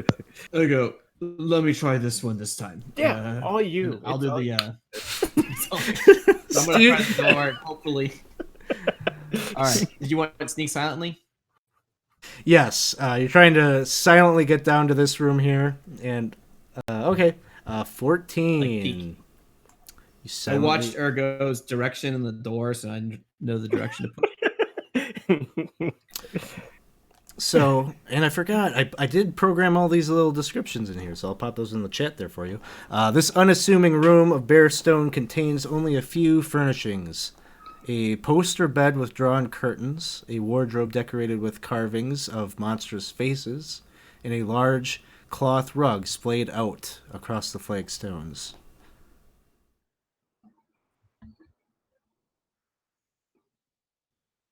It's completely empty otherwise, like no people. Well, let me make a roll. No, I'm just kidding. They're... Oh, yeah. Question. Why do you? I should just assert it. You just want to see this some... is an empty room. Yeah, this is empty. There is no occupant here currently. Like, well, dead end. Unless you want to take some time to rob some people, but. Well, now that you've mentioned it. Good idea. I mean, come on. I don't normally, but I mean, when we do have we've had no problem with the gods so far, but eventually our luck's gonna run out. So I said we get out of here. Yeah, I would know all about luck running out. Is there anything? You said there's also the cabinet. Yes, there's a wardrobe. wardrobe in here. Can I just go through it and see if there's anything of use? Maybe like. Yeah. Yeah, you want to go investigate what's going on in the wardrobe? You can definitely do that after you give me a reflex saving throw. Oh, cool. You did read the part where it has monstrous faces on it, right? Oh. Well, the good thing is that I'm really good. Shut up. Actually, it's not even the wardrobe that you're dealing with right now. As you move into the room, that carpet kind of like snags out and like tries to wrap itself. Some of the threads are unraveling. Never trusted that rug. That is. And that rug looks real shady there. The carpet. Especially how that rug was labeled carpet. I don't trust any rug that's labeled Yes. carpet. Why would they bother to label it? That's the tough thing about like using these maps sometimes with players as visual aids is the DCC maps are so illustrative of everything, kind of more for maybe the judges' benefit than the players. But there you go. It still worked out. You didn't suspect a thing. What did you get? A 9 plus 2, so that's 11. Ooh, here I get to have some fun. That rug leaps up and coils around you and puts you in the precarious. All the unsolved crimes of Lankhmar end up in the sea in very similar types of arrangements, but not usually magical like this. You're snug, and this thing is like wrapping and pulling in tight around you. Just before it closes, he's like, excuse me, and then just gets cased. Yeah. So right off the bat, I see that I'm gonna. Right off the bat, there. No. It doesn't have to be initiative, but ergo, you do take a point of damage as it's tugging, and you like sprain your wrist or something from the quick recoil of this thing.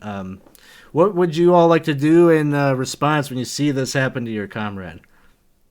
I'm gonna rush forward and just take my dagger and just try to like get it into the carpet and try to like cut across one of the seams or something and just get him out. Yeah, sounds good. Let's call it just like an attack roll. Cool. Oh wait, careful. Never mind. I can't say anything.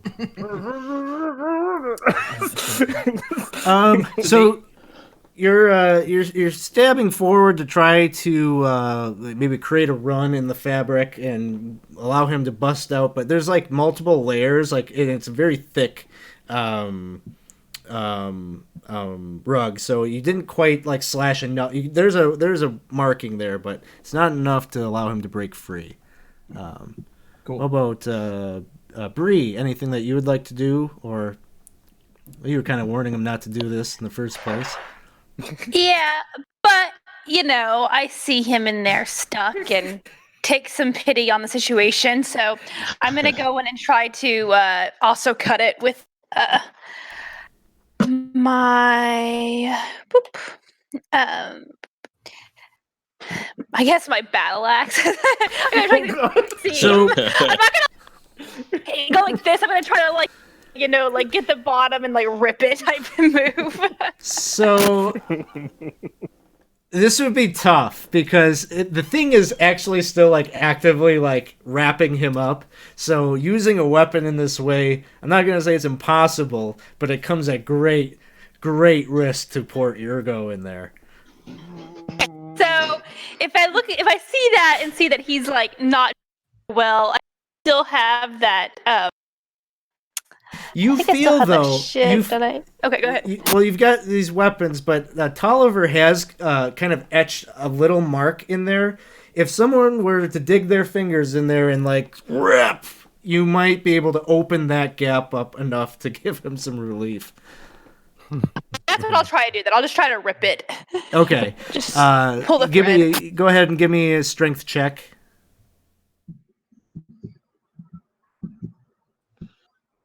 Ooh.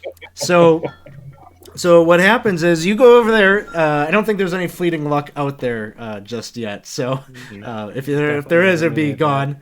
You go in. You go to like dig your hands in there to rip. Use your strength just to like force this open, and like the seam like it like heals itself up and cuffs you to the rug. So now you got this like this rug human centipede kind of craziness happening as you're stuck there now too.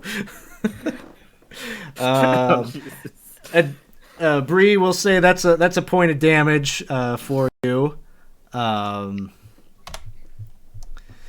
Adrixel, what would you like to do? So, does everybody's fleeting luck disappear when anybody rolls a 1? Yeah. Okay. So, I want to take one of the torches in my inventory and light it with a lamp.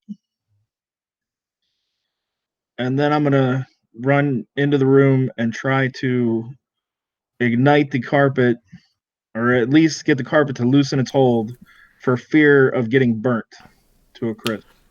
Gotcha. Let's make it a luck check.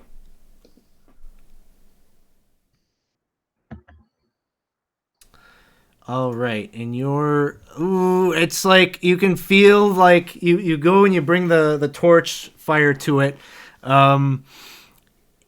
It seems like maybe this rug is a bit magical, and so there's like some like resistance to this.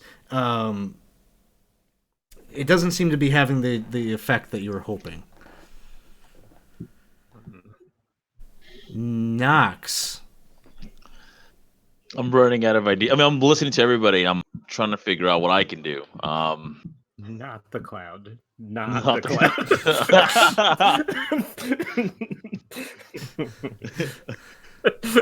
like I have a staff. I'm like, I could just beat the rug, but I know I'm gonna hurt you guys, so I don't want to do that. I'm gonna try the torch approach as well, but maybe if I get lucky, I could roll a little higher, and then Okay. Sure. I'll do the same thing as well. Sure. Let's do another luck check. That's a 20, right? Yeah. Trying to roll under your luck. No good. The one time you don't want to see the nat 20. So you go over there and you're having similar results as a Drexel. It's like you're trying, when you're trying to. It's just rained. It's damp. You can't get your campfire started because the wood is too wet. That's basically what's going on here. It's just not taking.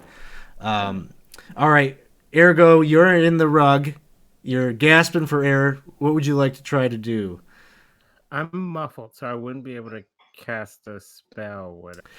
Not really, because you need to be able to like clearly enunciate your words, and you're just being trapped for air. You don't have your ability to sign. Do I have enough like space to kind of hold the dagger and poke behind me? Yeah, tell me the silver dagger. Yeah, the silver dagger just stabby. It just like slices through it like butter, and you spill out. Oh, sweet. No attack roll needed. It seems that silver is the vulnerability of this rug. You picked the right thing, and you escape before too much damage. And Bree, it loosens itself on your wrist. It just drops. It becomes non-magical and drops to the ground. Silver. So, if you don't mind, I vote we get out of here immediately. Yes. Great idea. All right. Well, I'm already in the room. I'm gonna check the wardrobe. All right. Yeah. We got to get something. You already triggered the trap. There couldn't be a second one. You open up the wardrobe, and you can see that inside there's a number of silk robes, trousers, shirts, slippers. All of this is... Drixel, I think you were the one that identified that guy down, the jailer, was an Ava Morency. All of this clothing is in the style. Long, billowy cloaks, very airy, loose-fitting clothing is what you're seeing in here. Give me an intelligence check as you are looking in the wardrobe.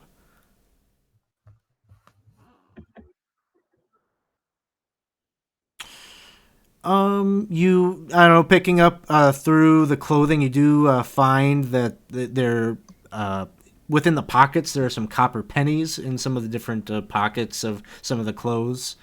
But that is what you find. I'm gonna go ahead and change my wardrobe and put on one of the uniforms. Okay, sounds good. So you got a couple of different options in here.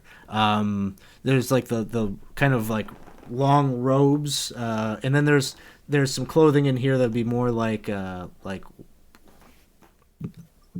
walking around, traveling clothes, kinds of things that you see on the streets of Lankhmar that'd be more ordinary. I'm gonna put on whatever outfit looks closest to the acolytes that were eating lunch. Okay. Yeah, they'd probably be wearing more like the typical clothes of Lankhmar. Those guys that those what they looked like before they're turned into gelatinous whatever. They looked like they had hair. They didn't seem like they themselves were Ava Morency. Your best guess is they're probably like mercenaries hired to guard this place. All right, so I'm gonna put on the outfit that looks closest to the Ava Morency. Okay, so then that would be like the robe, the silk robe. Yeah, and then pull the hood up over my head. Okay, cool. So you're sporting some new digs. Got it? Anything else anyone wants to do in here? As you're changing, I say, should we all... As I come out of the room, before everybody tries to kill me, I'm going to let them know that there's more outfits in the wardrobe. After I took all the copper points out of the other pockets. All right, sure. So I look at my rags; they're all tattered and torn. Like I could go like this, but sure, I can use a wardrobe upgrade, and I'll go in there and rustle up some outfit. All right, sounds good. You changing into some new clothes? Give me an intelligence check while you do that. Uh-oh. Hey, Verdict's Artist, thank you for the follow. We appreciate that. Huzzah. Okay, you got a 12 on the intelligence check. As you're digging around in here, you're kind of noticing there's like a significant maybe like just short of a foot compartment that seems like, the bottom of this thing might be like a hidden door there. You're knocking on the bottom of the wardrobe, and there definitely seems like there's a hollow compartment or something there. I'll try to open it or slide or do whatever, like fidget with it to try to open it. As you do that, eventually, you figure out like the bottom just kind of like slides out. It's just like a loose board, so you pull that out, and inside this compartment, a number of things. The first that you see is there seems to be a number of scrolls. Let's see how many. Sorry, one scroll. And then there's a ton of money that is stuffed in here. 76 gold rilks and 125 silver smurducks. This is a considerable amount of money. That's the most gold I've ever or relics I've ever seen in my life. So I just start scrambling and getting them all collected, and I will perform an ergo and try to pocket half of it. Okay. I'm trying to. In All right. pockets that I got. Yeah, let's do the pickpocket check. I mean, Drixel's there putting some clothes on, so we'll see. He's there with me? Oh, okay. All right. Well, I wouldn't do it right in front of him. I thought he had come out, so never mind. I'll just be like, look at all this gold that we found. I did say I exited the room, and as I exited, okay. I told him I wasn't there. Okay. Then fair enough. Do the pickpocket check. All right. Oh yeah. 19. Nobody will suspect a thing. Actually, the tough thing here is patting this coin on your person that it's not jingling around, because it's just like loose fitting coin in the bottom of this cabinet. But you're the guy that managed to squirrel away a tiny habit in your hair, so I'm sure you've got all sorts of tricks. We won't dig into where these coins end up. All right.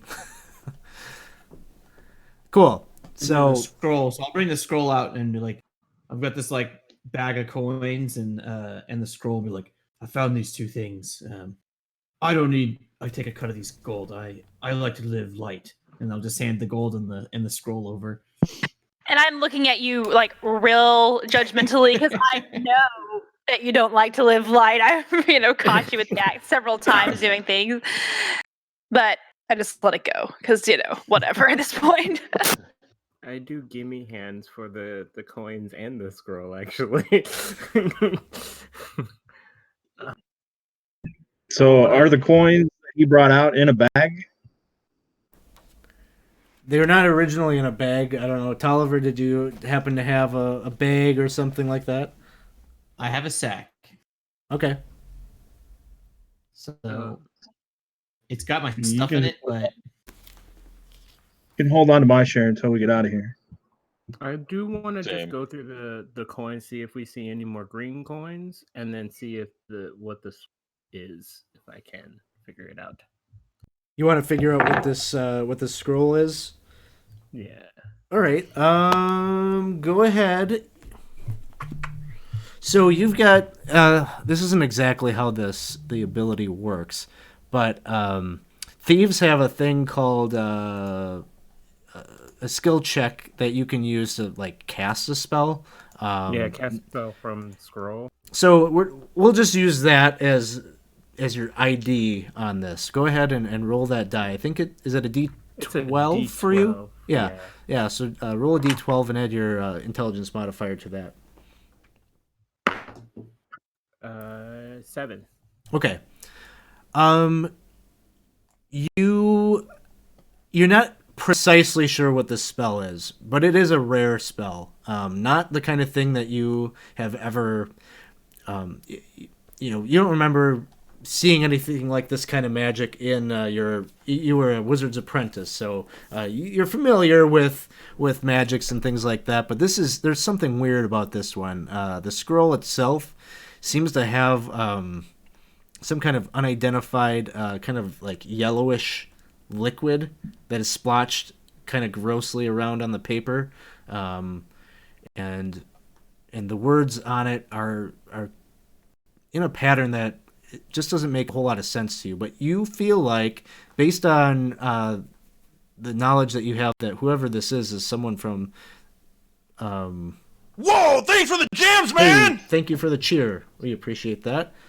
Thanks, Sarah B85, feeding the mimic door. This magic, whatever it is, probably is connected to those bodies. You feel like there are some signs as you're reading through this that this doesn't make any sense. It's all jumbled up. the spell itself seems deformed. Hey, Knox, was it right? Yeah, what's up? You're dangerous. This spell is dangerous. I'm giving you this spell. Let me write this down. So, Knox, why don't you give me intelligence check? Okay. If you're looking at this scroll. Okay. And here we go. Yeah. You don't know much more than Ergo already told you. Okay. Cool. Just be sure that if we're in the thick of it and you have to cast something to disfigure and mangle individuals, you wait till the rest of us are out of the room.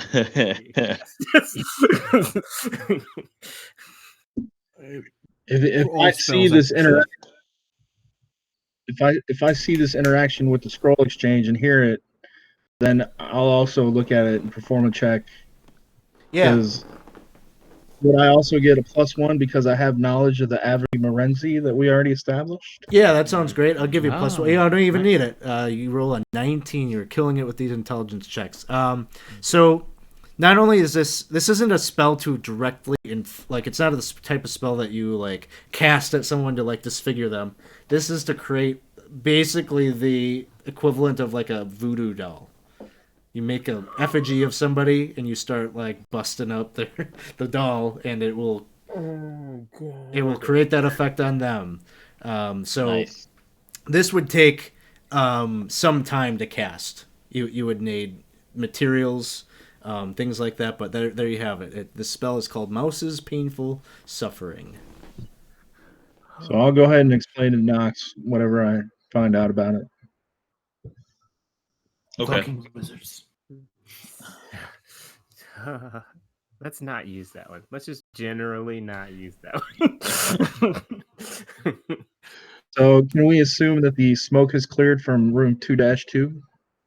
Yeah, you go and like you go back to this intersection, and Ruga is just sitting there, mouth agape, like he's like in shock. He's still like trying to take in what the heck happened in that room. And you go and you open up the door, and it's dispersed. It's safe to walk in this room. I'm going to go in and check the bodies of the 3 guards. Bodies. Yeah. Pools. Right. Whatever's left. They still have like their stuff, their guard stuff. They were wearing. They were equipped with short swords. Each of them had leather armor. Let's see. I'm going to give. We'll say each of them had 3 silver smurducks on. They're not getting paid so well, but there it is. All right, I'm going to call Ruga in here and make him put on some leather armor and equip himself with a sword. Ruga, now. Ruga, get in here and pull your weight. So sorry, I missed that. You pull Ruga into the room. He's just like, why? Put some armor on to protect yourself and grab a sword in case you're the only one left and you need to defend yourself. Give me a personality check as you try to rouse Ruga out of this stupor that he's in. Is that PER? Yes, sorry. Yeah, personality. Oh man, you're killing it with these rolls. Okay, so you like slap Ruga across the face, like, come on, get a hold of yourself, man. He's like, okay, I suppose I can put this on, and he puts you could see he just looks stupid. He's the leather armor is like ill-fitting in his rotund body, and he's wielding the sword with like kind of a weird bend to his wrist. He's like, how do I look? I think I could be. You look great. Ergo's like, you got a bit of smuts, and just kind of wipes off the goo from some of the he starts like wiping it and like getting it all over his face. Like, did I get it? Yeah, yep. Is it Yep, going? you're looking great. That's You know one. how when someone does something real gross and you have to like put them out of your mouth? Look at them. That's right now. It's like no longer. I'm gonna give all of you a point of fleeting luck. We had a lot of fun in that wardrobe room, and then now you're messing with Ruka. That's great. Oh god. He literally looks like a war vet now. It's just like goo all over his face. All right, so we got 2 doors leading out of this room, one to the south and one to the west. Who's that? Sorio. Thank you for the follow. Huzzah! Thanks.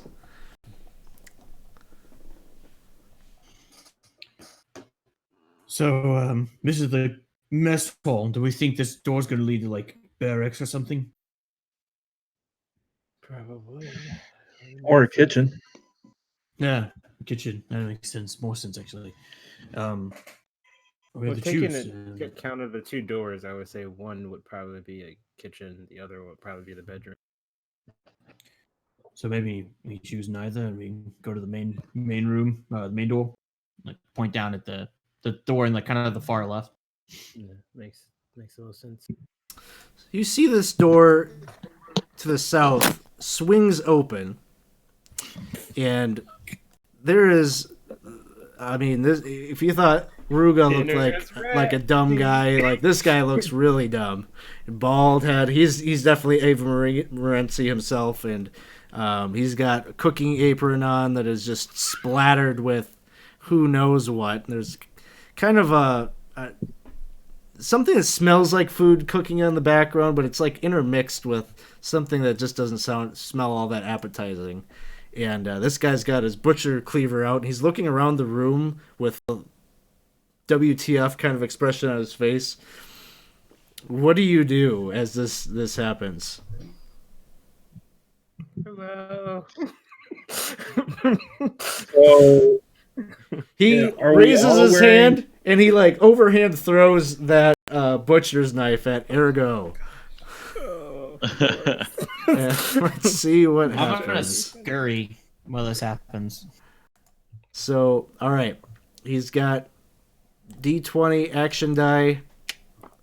Ooh, what does he got? 15. Does a 15 hit you? I think so. Oh yeah, definitely got 12. Ooh, all right. So you're gonna take 1d3 damage. Ugh. 3 points clear, right in like your shoulder blade.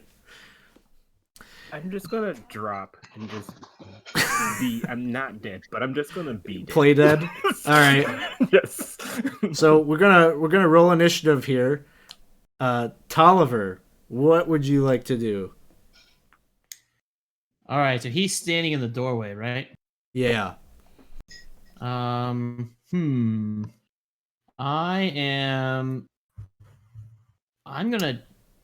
try to tackle him. All right, sounds good. So- Let's see. We got a question from chat. We're playing, not 5e, but we're playing Dungeon Crawl Classics. It's a pretty wacky, kind of old school inspired game that I quite enjoy. So we're having some fun with it. We're fighting the cafeteria. Somebody said the cafeteria lady, the cafeteria guy. So you're gonna go and try to tackle him. So we'll do. I'm gonna try to like jump kick him, like just like a like jump up and like kick with my legs. So try to knock him off his back. Well, so here's the thing. Right behind him is a big burning brazier that you can see. So if you succeed, you're gonna spill his ass into the flames there. That is the plan. Give me All another right. fire. All right. Give me a strength check. Oh, okay. Strength. Unless you got another idea, I'm open to. Well, I was thinking like agility. That's why I was kind of like almost like a cartwheel kick. So sort of kind like thing, but kung it's fu thing. Yeah, I don't take think. strength. It's I fine. don't think you got any problem adding the flare in there. It's gonna be 14. That's decent. Let's see what he does.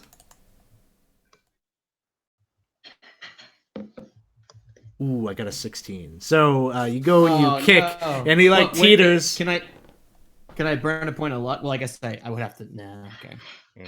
Would burning a point of luck be cheesy if I know I've lost? it would be pretty cheesy. Okay, I'll take it then. All right. Knox, you are up next. What would you like to do? Okay. Seeing as to how he tried to kick him down. Wait, he didn't fall into the fire pit, right? So He didn't. He just kind of teetered and whoa. but he's all. I'm gonna try to do the same. Since seeing as he's kind of wobbling a little bit there, losing his balance. Teamwork makes the dream work. So Okay. I'll do the same.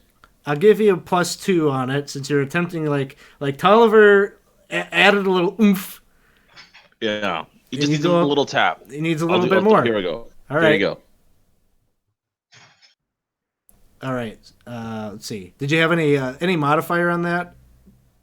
No, I don't. That's all right. With the +2, that's enough. And you see he like spills into the fires there. And why don't you roll me a D3? We'll say D3 of fire damage as he pops in.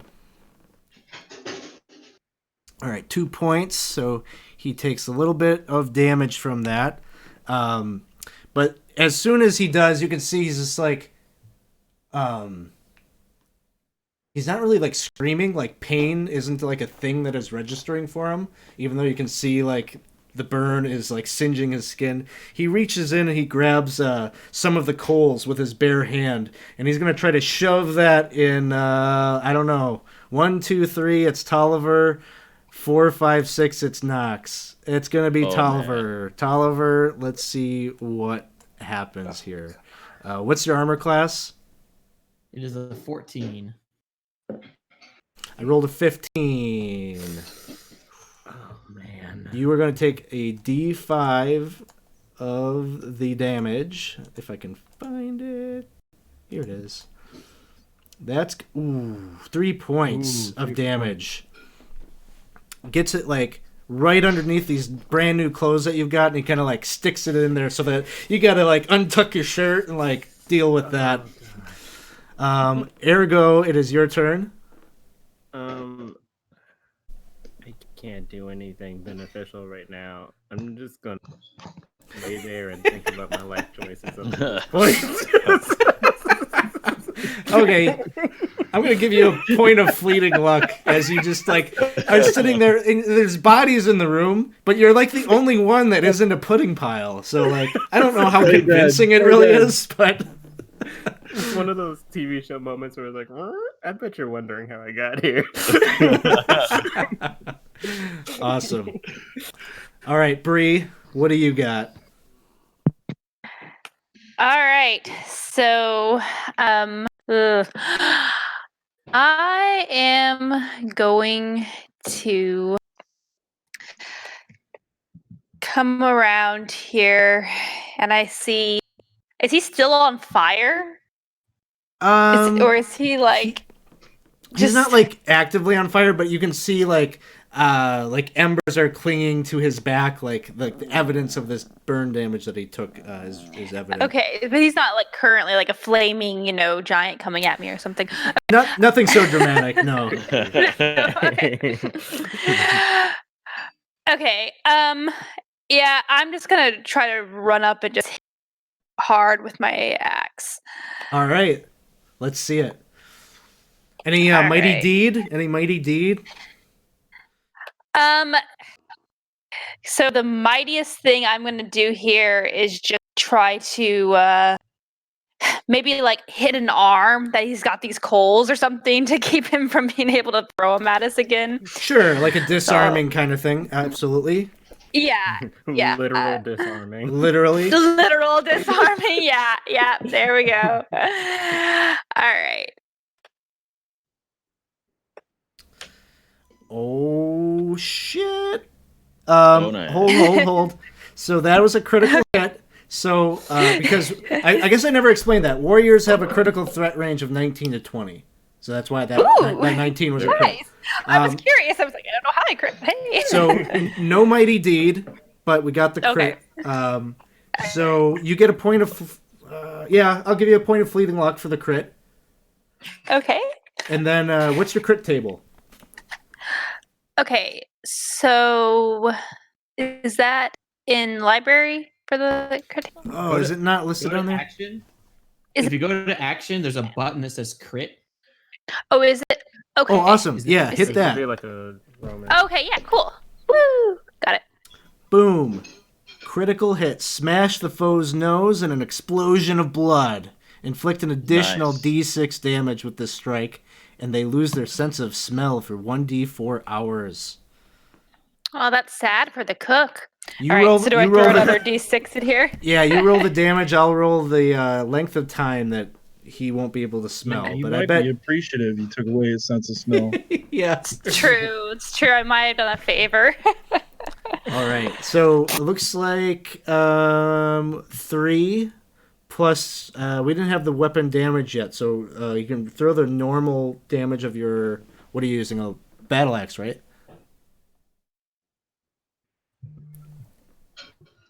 So we got 3 plus 7 plus the D die. It's going to be a lot of damage, and it's more damage than he has. He only had 8 hit points left, so smash! You were, I don't know, you were like aiming for his arm, but that didn't work out, but luckily you split his head right down the middle and he drops down. It's a little off. Man, not only is he not going to be able to smell, but he won't be able to live. No. 1D Okay. infinity. Just gonna shut the door and like back out. Like I'm gonna try to like deal with my burn and like play with my clothes, and like 15 coins fall out of my pockets when I'm doing it. Oh, there must have been gold in these pockets when I put them on. Let's put it up. So I didn't explain this in terms of healing. You might have noticed I never gave you the choice of a cleric. There are no clerics in the DCC Lankhmar, but that doesn't mean you can't heal. There is an effect in DCC Lankhmar that I think I got a lot of people that are kind of familiar with 5e, but essentially you can spend a point of luck, and it could be fleeting luck. If you got fleeting luck, you can spend it on this healing. But if you spend a point of luck, you get to roll your hit die and recover that many hit points. You can spend additional luck to add modifiers to that roll. So it's kind of like the idea of like you're licking your wounds in between battle. You can use that effect if you're willing to spend your luck. Is it something that we can do with no time limit, or is it like a short rest, or you have to take some time? No, well, I mean, I guess in theory, like it takes maybe a few minutes or something, or a minute or two. Okay. You have to have a break in the combat. Can't be under threat, but it doesn't take like an hour or anything like that. You can do it while you're moving. I might use one of my fleeting looks to just heal up to full if I can. And especially because you just said... Take like a 3-minute bathroom break. Yeah, that sounds good. Let's take 5. We can take a quick bio break. Everyone that's like hanging out with us, we will be right back to see. I don't know. I think the minions that captured these people. This is like some kind of like reverse Saw kind of thing that is happening here. I'm not locked down here with you. You're locked down here with me. Exactly. Yeah. All right, we'll be right back. Alex, is a thief hit die a 6? Yes. Hey, Nuthouse, thank you for the cheer before we go off. Yeah. On getting through the module. Out of Oh, curiosity. we're doing very good. Yeah, I would say you're probably like right about where I need you to be. How's the fun level? Are we still guys enjoying? Yeah. I love it. Absolutely. Those of you that haven't played this rule set before, what do you think? It adapts pretty well, in my opinion. Yeah. Totally It's user pretty wild, friendly. too. Yeah. Are you all new to fan? Is anyone new to fan? Anyone ever use it before? I've never played DCC before. Oh wow, really? Oh, you seem kind of like you knew what you were doing. Interesting. Well, I played D&D for 35 years, but never Okay. DCC. Nice. Yeah. All right. Well, thanks everyone for waiting for us, and as we took a little bio break here, I've got my official virtual Gary Con icon on the screen. because we are getting a lot of support from all the folks that helped make this happen. So big shout out to not only the folks that normally put together GaryCon, but all the people that scrambled to get us online so that we could all get together and enjoy some games here yet in honor of Gary Gygax. So happy to be a part of this. And thanks for the players who signed up. This has been a fun crew. Man, you guys are kicking my ass all the way through this thing. Like, when's the other foot gonna drop, or the other shoe gonna drop here? I'm not sure. But I know a bunch of people subscribed. It looks like maybe during the break there. So thank you. I just gotta let you know, if it's not 20 sides every story, we got games for folks not just during these next 4 days, but we have opportunities for our Patreon folks and our subscribers to the channel to play in games with us each month. So if you did go ahead, if you did sub, please jump into our Discord so that we can connect and play in games in the future. Let's see. Where did we leave off? I think you just brutally killed this cook. It's fine. He was trying to kill you. He had it coming himself. So he's out of the picture. And the scenario that our characters are in here is that they just woke up after a foggy night of carousing in Lankhmar and woke up chained to these cells. They've since broken out. They're trying to find their way out. No idea why they're here, what the purpose is, but they did find like some kind of a makeshift morgue down in level 1. So it seems pretty clear that whatever their future was, it wasn't going to be good. So luckily they are broken free, and they are now huddling together to decide what is the next move. Yeah, it was less of a morgue, more of like a game of Twister. Yeah. Yeah, somewhere in between those two concepts. I am going to inspect the kitchen and see if I can find anything. Sure. So you go and you check it out. The burning brazier there has been relieved of some of its coals, but it is still sitting there, and there are a couple of skewers of succulent meats, strange smelling meats there on the fire. You can see little arrows. Those little arrows seem to be kind of the ventilation, kind of a chimney of some sort. You can see the smoke from the fire is whisking up. All about. So there's food. Yes. I'm gonna offer Ruga some meat. Be all strange smelling food, like just. I've had worse. As you can see, Urgel's already starting to snack. Okay. You bite into it, and it's rather chewy, but not altogether bad. It seems that it's been prepared with some spices and seasonings that make it just kind of like a foreign food, and you quite like it. It's good. I hope it's not human.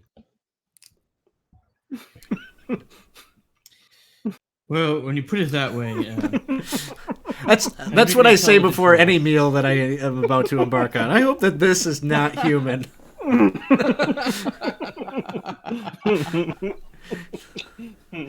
As you're looking around in the room, you gave some to Ruga. He's been eating nothing but stale, moldy bread. So this, despite what you might think about this meat, he goes to town. He's eating it, chewing with his mouth open though, because he's sort of ill-cultured.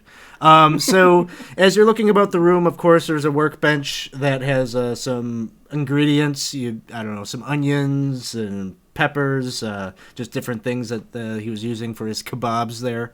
There's also a box of Ava Morenci spices. It's probably what's giving that meat that unique flavor. Maybe something kind of like a curry. I don't know. That's probably it. Yeah. Don't worry. It might I'm gonna be take- human. You don't know. I'm gonna take lots of spices and eat some vegetables. Okay. This is it's not like spoiled. It's not the type of food that they've been feeding you. You've been getting the rotten scraps of whatever this is, but this is decent. Seems fresh, like it was just bought in the market. I'll pass on the meat, but That seems Same. fair. In fact, I'm hungry as well, but I think maybe we should skedaddle, get out of this place. I mean, we seem to be taking care of ourselves pretty well, but let's go open the other door. yeah. All right. You make your way over to this other door. And as you open If everybody's okay with it, since I'm dressed up as one of them, I'll open the door and look in. Smart. Open the Go for door and look in. And there is a guard standing at the end of the corridor there. Off to the left-hand side of the corridor, about halfway down, you can see that there is a stone door on the left. And the guard All right, so- instantly sees you open the door up. Oh my! Hold on one second. Puppy's gonna go a little nuts. I should just barge in and do choking cloud, huh? No, I'm joking. Yeah. No, I'm joking. Yeah. You probably should. I mean, So Adrixel, you've got this robe on, and the guard is staring down at you. Roll me a luck check. I think it should be a luck. Basically, he's gonna know that you're the people that they just hauled down here the other day, but he might be shocked or struck by your getup right now. I'm gonna use my fleeting luck. Okay. Oh. So even with the fleeting luck, we would apply that as like a negative modifier to this. It just won't be enough. He's not shocked enough to be caught flat-footed. So we will roll an initiative here. And Nox, you're up first. What would you like to do? Okay. Let me open up the map thingy. Okay, so Tolliver went in and he's at the door, right? Looking at the guard. I think Adrixel actually opened up the door. So y'all are okay. right at the eastern side of the corridor there, and there's a lone guardsman there that is alerted to you now. I don't want to cast this wrong spell. You know what? You said I have the new disfiguring spell. Oh God, no! Dear Uh, God, no. Well, so like I said, that scroll doesn't itself cause the disfiguring. That scroll is basically the ritual that you would have to take some, day or so to construct a doll. Yeah. So Never after, mind. yeah. I think I'll just hang back because I'm kind of useless. All I got is the staff. I'll probably just cower behind these guys, behind Bree and everybody else is kind of chilling behind there. All right. Didn't somebody have charm person? Yeah, I did. Yeah. I think Adrixel does. Okay. Just wanted to make sure. Bree, what would you like to do?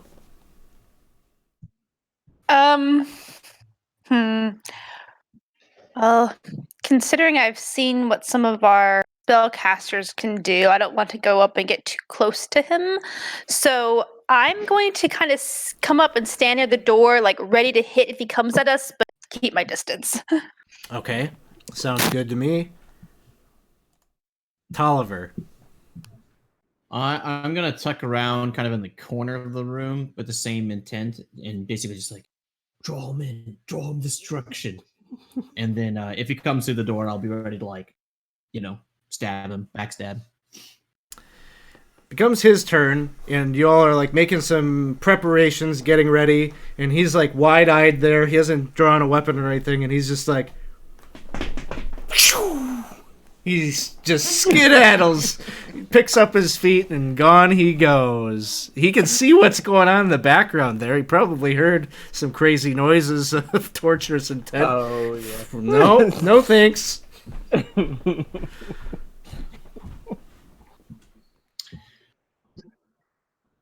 Ergo, what would you like to do?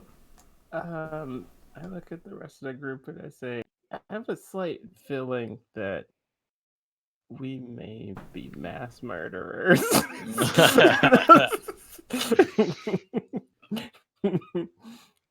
Mathematically accurate. Should we keep going down this door or another door? I mean, I mean- think God's gonna bring someone back? No. Yeah, we should probably go through the other door. Or I was saying if he was running that way, maybe that's the way out. But In the distance, you can hear a door open and then slam shut further down the corridor. All right, I say onward, right? And I'm gonna walk through the corridor very cautiously. All right.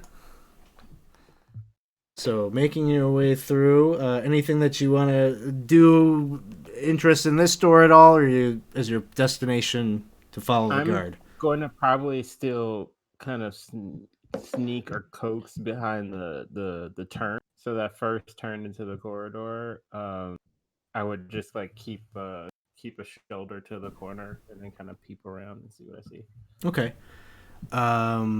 So your destination is the end of the hallway here? Yeah, I'm just kind of tiptoeing all the way. All right. As you look down that corridor, you can see at the end of it there is the closed door, wooden door at the end. Pixel, in that initiative, you didn't have a chance to act. Anything you'd like to do? Are we going to go down the corridor, or are we going to turn around and go through the other door? I've already started to go through the corridor. So. I think we go through the corridor. That's where the guard went. Hopefully he's All right, going let's out go. and not to the barracks. I'm going to go down the corridor and listen at the other door in the middle of the hallway. All right. See if I can hear anything inside. Close the door. See if there's a keyhole. You take a listen at the door, and now this door would have a keyhole and more of a proper door that could be locked. As you are listening, you hear you can definitely hear like movement about it. Almost sounds like someone tinkering with things, maybe tools of an uncertain origin, maybe a little bit of a like chemistry lab bubbling happening. All right, guys, if we go down this corridor and something comes out of this room behind us, then we're going to be trapped in the middle. So do we want to continue down the corridor or go back or check this room to make sure nothing creeps up behind us? Well, I guess we could secure both doors. Why don't you check that one? Or actually, I can check it. Sounds good. I got your back. Checking this door out for traps. Yeah, I'll check it for traps, and then if it's cool for traps, I'm going to just try to slowly open it. Yeah, give me trap check. Okay. Uh-oh. That did not go through. There we go. Oh yeah. Oh, right. You know, this is like a more heavily fortified door than the others, but not trapped, from what you can tell. Okay. I'm going to try to open it carefully.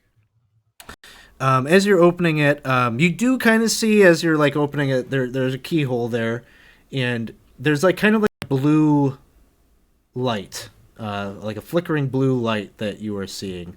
You open it, and you can see where that is coming from.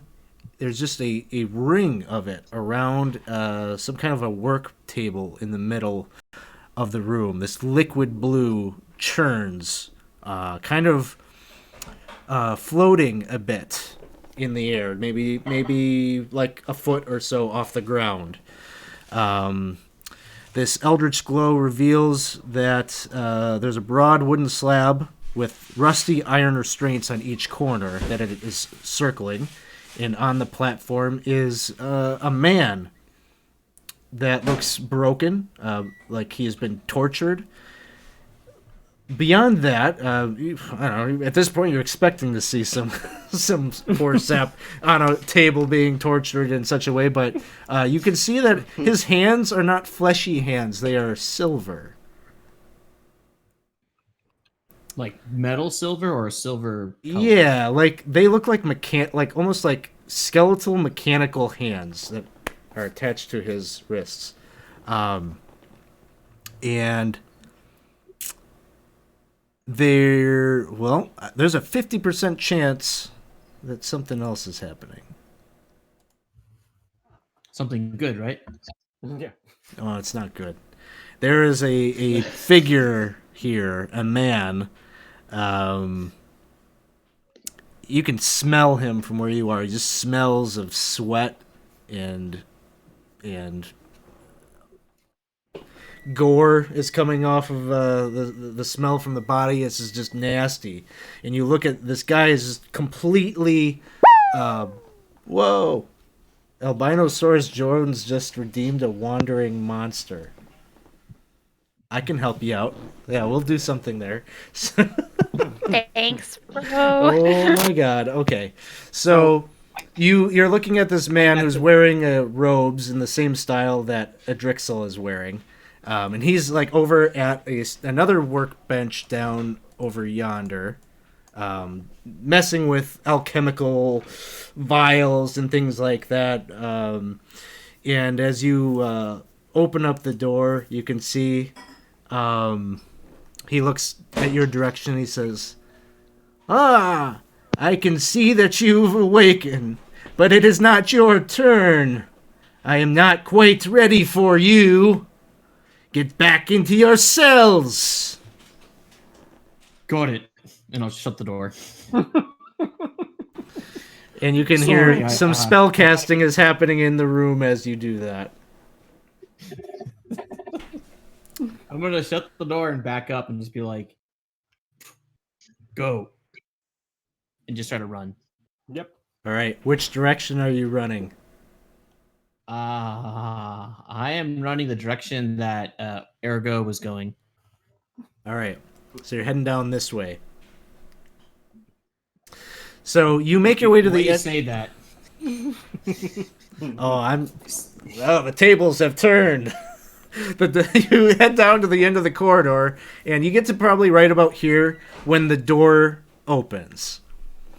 And you continue running, making your way down to the end of the corridor here. Then what would you like to do? Open the door, yeah? Yeah, check for... Try to pick it. Well, I mean, you could check for traps, but, you know, when you're checking for traps, that's like a 10-minute ordeal, like inspecting it over, so... No, I'm just going to try to open it if it's not locked. It's not locked. You open the door. Small corridor with a door at the end. I imagine slamming this door shut. Racing to the next. Oh, yeah. Opening up this is door. Everybody else, is him and Ergo the only ones that went down there? Oh, I I'd don't know. be following at this point. I'd be running after. If he's turned and ran, I would also be running. Yeah. Whoa, thanks for the jams, man! Hey, Sarah B85, thank you for the cheer. See you, Sarah. Hey. The mimic door is getting full. So full. All right. So anyone not running? I guess that would be a question. So when Ergo and Tulliver ran to the end of the corridor, the room with the Eldritch Fire, that door opened. Yeah, you catch a glimpse. You're being pursued. Yeah. All right, I'm gonna run back into the dining room and flip the table over. Well, to block. if you were to double back like that, you would encounter whatever is opening up the door. I But let you. I was standing in the doorway, right? I so didn't you- run down we the were both corridor. standing right there. So basically, I didn't run down the corridor. I went all As the way- he's running down the corridor towards where the guard was, I would run the other way into the dining room. Okay. Yeah, I was Interesting. the only one that went down further down into the corridor. All right, I need to put us in an initiative because a lot of terrible things are about to happen. Whew. Oh man. Oh man. We got split party. Right. 1 second. I gotta get set up here. Alex, Can it's we a make one-shot. different- You gotta go bold. What's that? Can we make different player icons on the map? I've got it that you went over to the dining hall. I don't have this really set up to really do like grid kind of thing. We can handle it with Theater of the Mind. I could throw, let's see. Like I said, not grid. Don't be counting squares and all that kind of stuff. But I can put your icon over there to signify you're separate from the rest of the folks. So, Perfect. like I said, just give me a second here. This is a complicated one to set up. Nice. Anybody coming with me? Technically speaking, Ergo still has no idea what is really going on because he was too busy looking at a door. It's true. He just has people running at you, and you're just like, oh. Oh, okay. We're running now. Oh God.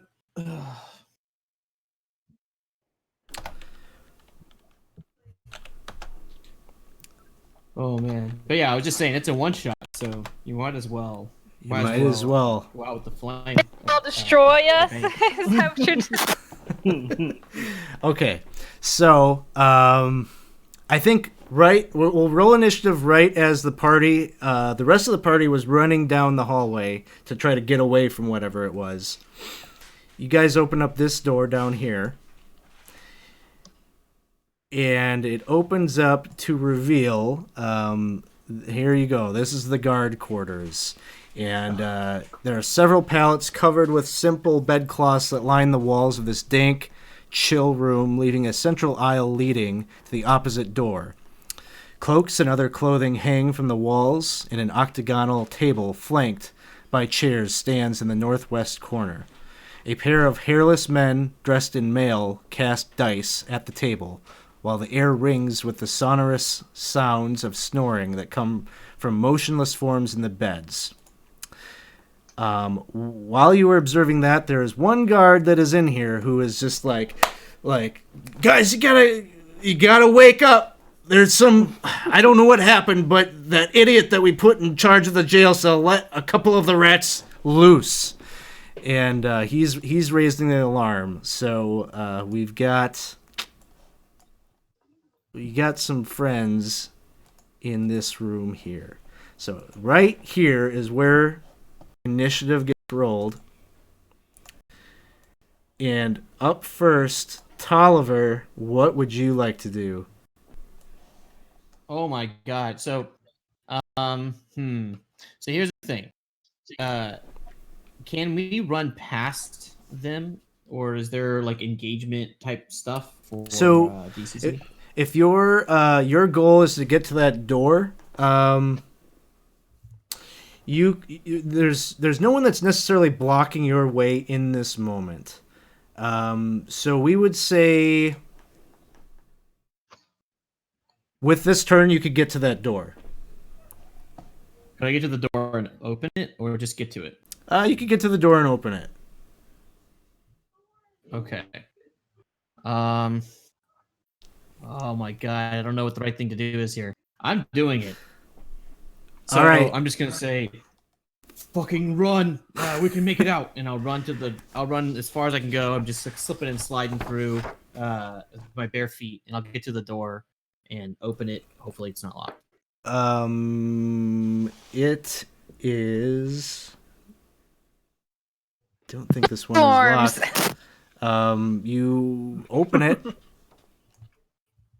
and on the other side, yeah, there is no way down here. They've mortared you down here. So you open up this this door here.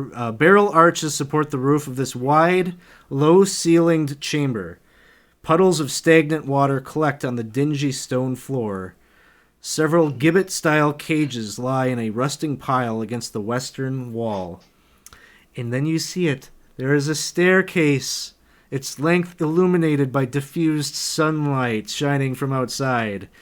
But there are several hairless men that stand between you and the exit. You got ads!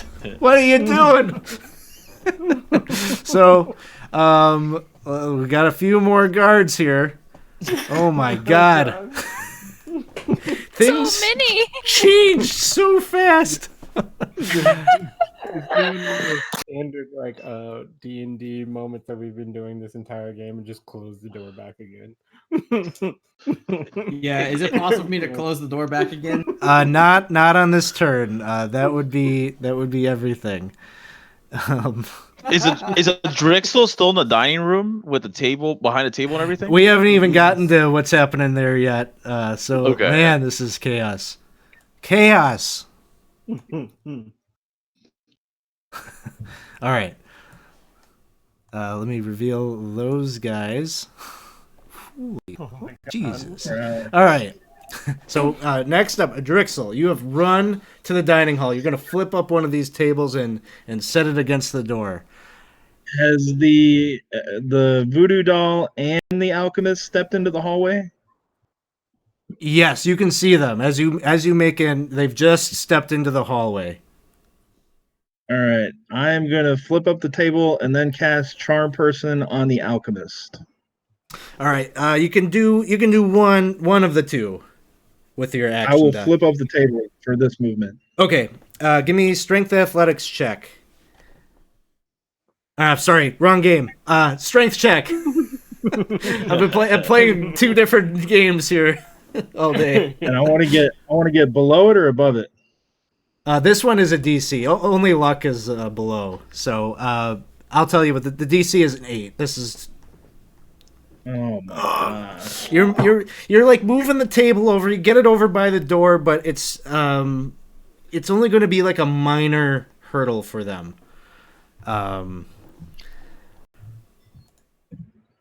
But you haven't seen which way are they going. There's two different ways that this could happen. Nox, what are you doing? Okay, so that door is open. 227, right? That's where everybody's at. Some of the guys are at right now. We got we one. can't see. Tolliver, no one's inside the room yet. Tolliver is at the door. Damn it. If Tolliver wasn't Just there, do it. we'd just murder Waste it. everybody. And where is Bree and Urgot? Are they by the entrance of 26? Yeah, they're right there with you, standing side by side, trying to figure out how do you get out of here.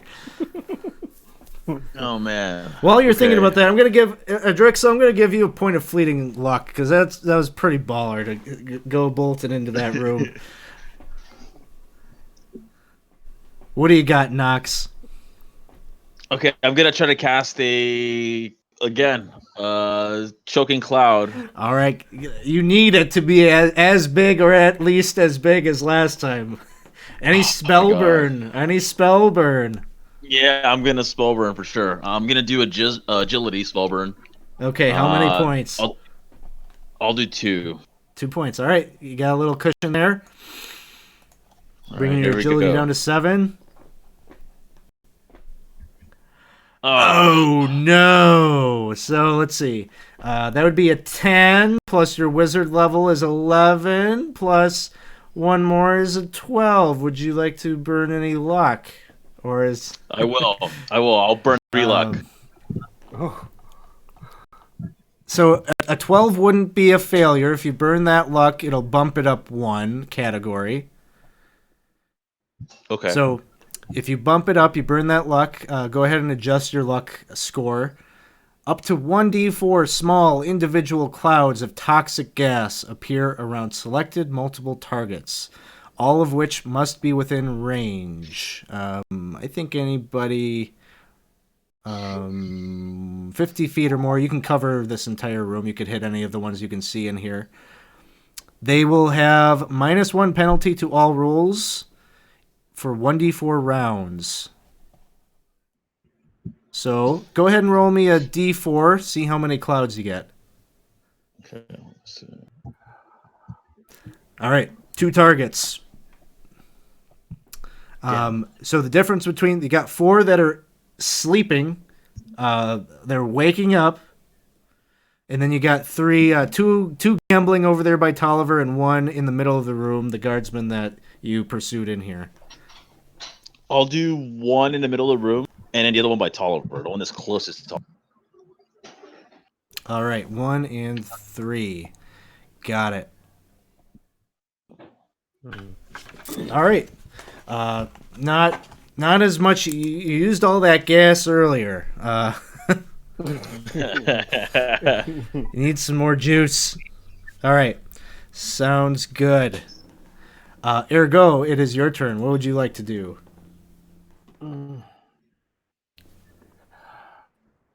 Could I? Okay, can you give me the rough description of what force manipulation can do? Sure. Force manipulation. Let me open up your sheet here because I popped it on there. So the rough description is the caster conjures and shapes invisible force energy into useful objects or barriers of a solid nature. On a successful casting, the wizard may choose to invoke any effect of equal or less than his spell check, allowing a range of options. Basically, many of the options will allow you to create almost like a spiritual weapon, like an invisible force of energy that you can bash your opponents with. It can also create like a barrier, like almost like a shield, so you can get a bonus to your AC, things like that.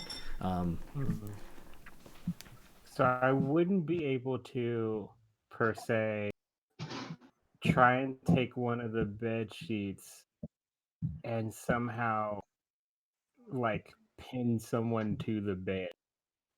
Maybe not with the bed sheet, but you could use like the force manipulation to maybe, if it's good enough, hold them down. Invisible, plate that just presses down and pins them. Sure.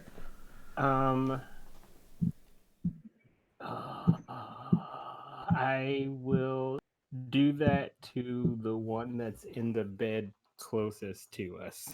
Sounds good. So any spell burn? Yes. This is for intelligence, right? This will be an intelligence-based check. You can burn off your stamina, agility, or your strength score to add something to that. You could also, you're a thief, so you could burn luck and add D3 for every point of luck onto that roll. I'll burn my luck because I have one more. All right. Well, you can choose after the fact. So first is we need you to roll your spell check. For you, it is a D14. No spell burn. Oh no! I'll Okay. just use my luck. You're gonna use luck. Okay. How would I do this? I know how to do this.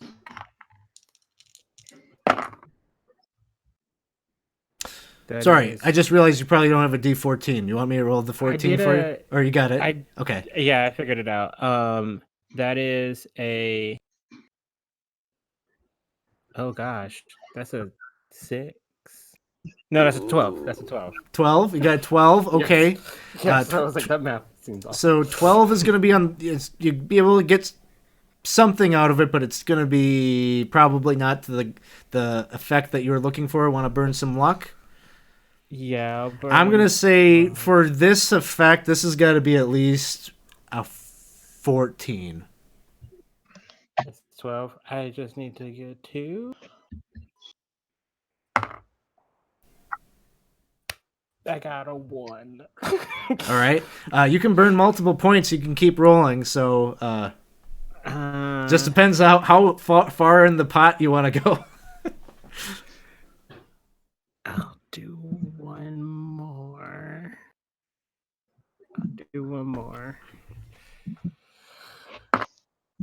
Oh, great. That's 3 then. So that'd be 4 altogether, plus the 12. So that's 18.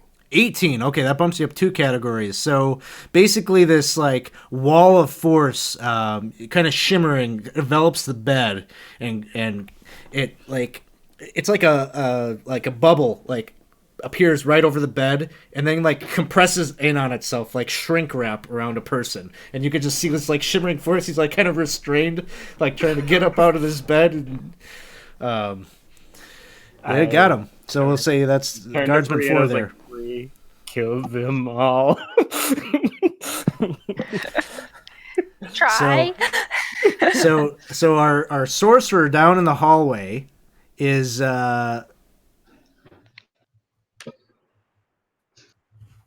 making a move.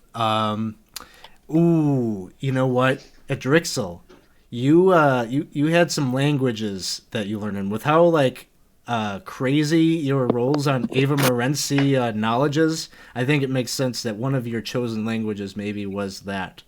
You hear the wizard in the hallway say, "Take care of the idiot in the dining hall. I will get the others."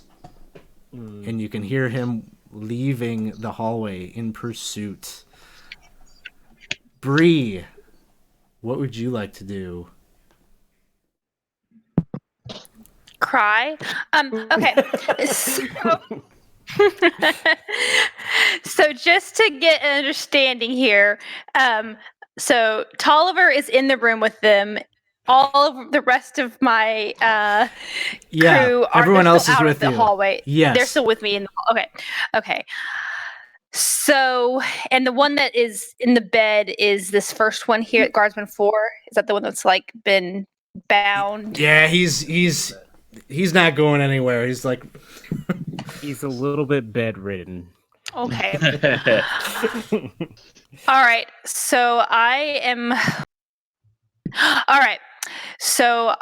am going to I'm gonna run up and just try to hit that guy from us, the guardsman 1, and just get right in the fray and try to draw them onto me. All right. You're in the middle of the room. All right.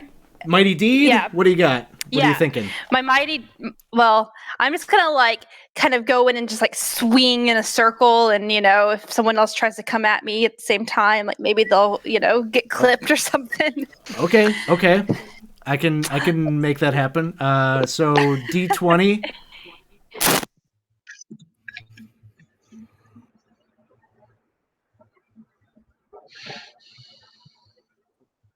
Ooh. So I don't know. Anything's possible. Roll your deed die. All right. I honestly don't know what their AC is. I don't know. I think it might be possible. And I should have gotten a +4 on it too. I just threw a D20 and I didn't throw my battle axes die, so it should be +4 to all of that. All right. That What's your is going. strength modifier? And my strength modifier is +1. So 5.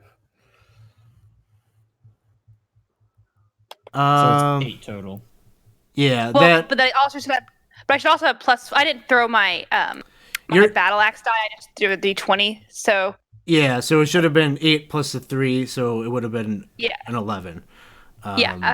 Unfortunately, that will miss. All right. Sorry, guys. I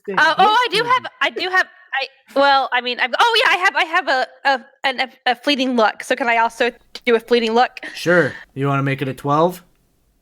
Yeah. All right, you hit.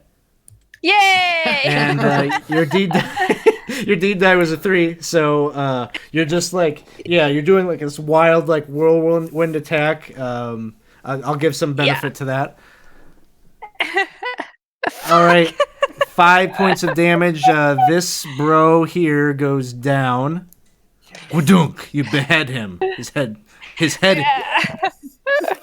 is no more. It is on the ground, rolling around. And then a whole slew. I have to do so many turns here. Oh God. Yeah, all right. It's all right. I'm not that mad.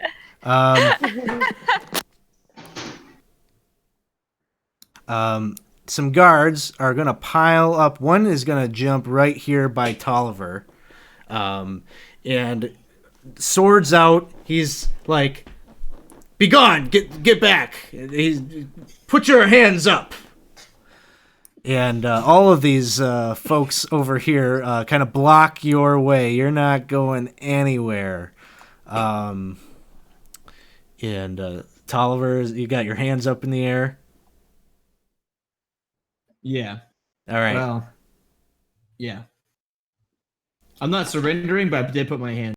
Yeah, you're for the moment you got your hands in the air. They say drop your weapon.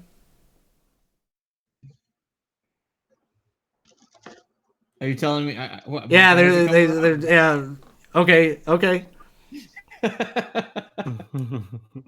Give me every inch, please. I'll give you every inch. I don't know. Luck check. Uh-oh. Luck check. Let's All see right. how Roll merciful that. it will be. All right. Yeah. So your weapon to quivering, hands in the air. They don't strike out. Guard 3 and guard 2 right by you. The two that were gambling. They're gonna go charging down. They see that you've got your hands in the air. They feel like you're being taken care of. The other two, they're gonna run down over by you, Bree. I'm gonna give each of them a chance to do a reflex saving throw. If they fail, I'll have them take 3 points of damage from your deed die that you were swinging about. All right, cool. Oops, that was you, but they would that one I apparently say. that one would have failed. The other guy succeeds. So 3 points of damage on Guardsman 3. He's still up. They're gonna. They've both got. What do they have for weapons? They've both got short swords in hand, and they're going to strike. Ooh, a 14 will hit. Yes. 5 points of damage. Okay. Ooh, and I rolled a nat 1. So I have to roll on a fumble table here. They all accidentally fall on the same blade. I'm going to give each of you can take, I don't know if this is how the rules work, but you can all have a point of fleeting luck for my bumbling failure here. And what happens? He trips and falls, wasting the action. He is prone and has to use an action to stand up the next round. So, man, this is a fumbling attempt. You all caught him off. They are surprised. These other guards here, other than my boy here, Guardsman 4, who's trapped, pinned to his bed. The other 3 are waking up and scrambling under the bed. You know, they're grabbing their swords or getting ready. All right. So that's it for guards.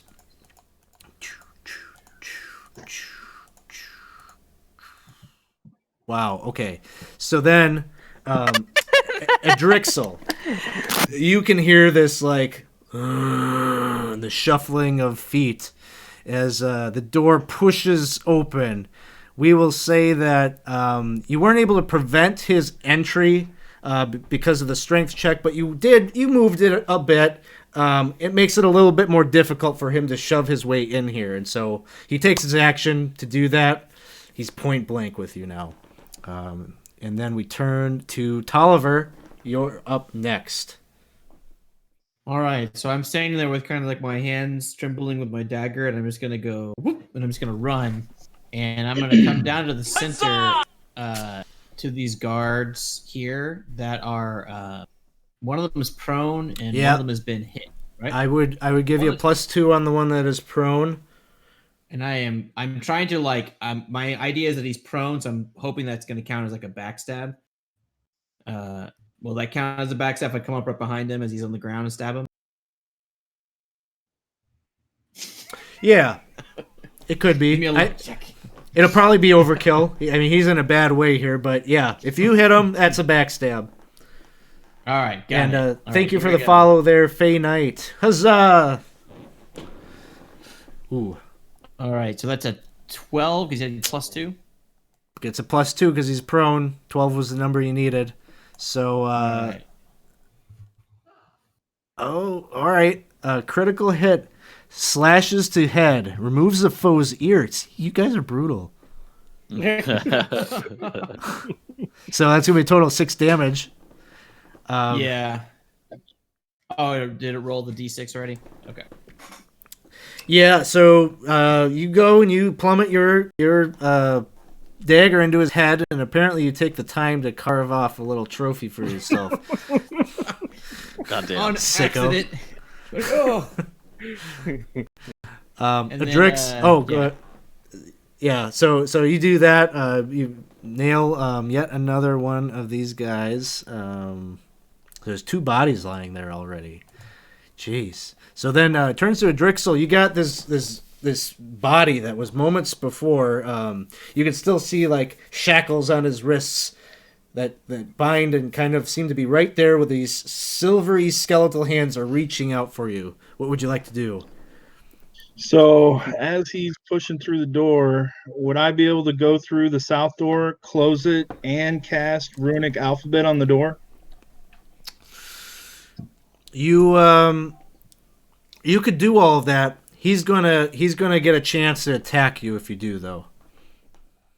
That's what I want to do. All right. So let's see. Who is this? Albinosaurus Jones. This creature here is all your fault. You did this. So, players, it wasn't my fault. Blame that guy. It's in the chat. So this is going to be a set of 18 to hit, dealing whopping 1 point of damage. He scratches you as you evade his grasp there. All right, so I'm going to run through this door, seal it, and then cast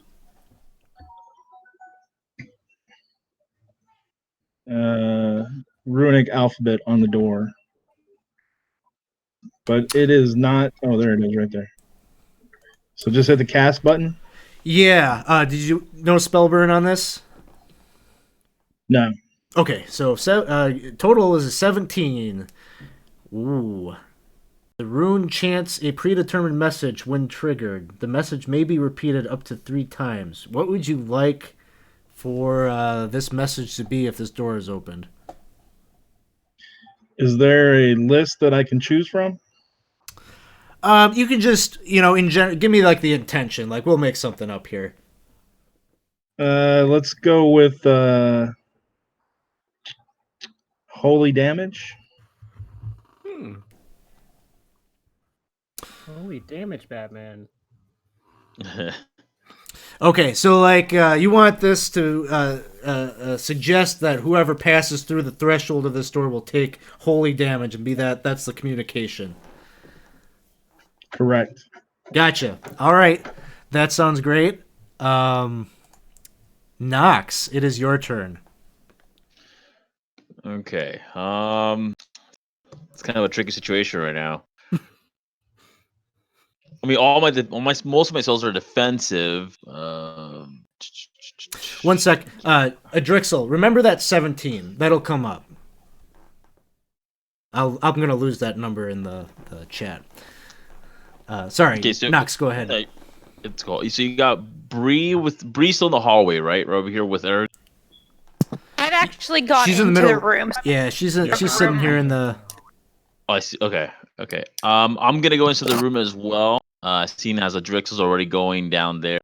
And can I cast the choking cloud at the entrance of the other room where those 4 guys are at? Possibly. I think it depends a little bit on the check. I think what it was a range of 50 feet, so by default you can get it over there. But if it's one of those like those tiny clouds, if you get that effect, you can't really see those guards, so you wouldn't be able to target them. But if you get the area of effect, you could pour. Yeah. You know what I mean? Yeah. I'm gonna try to aim for that. Gotcha. All right. Any spell burn? Damn, I'm like burning through so much. You're gonna have to be in a hospital after you get out of here to like deal with all the self harm. I'm gonna do two on strength. Okay. You, drawn from your physical essence to empower this mighty spell. Let's see it. On your actions tab, you could click the spell check to roll it. Oh, sorry. Let me. What's going on? My computer's a little slow right now. 1 second. There we go. Actions tab. Just that button by the cast. Here we go. All right, so it's going to be a 13 plus 2, which would make it a 15. Would you like to burn any luck?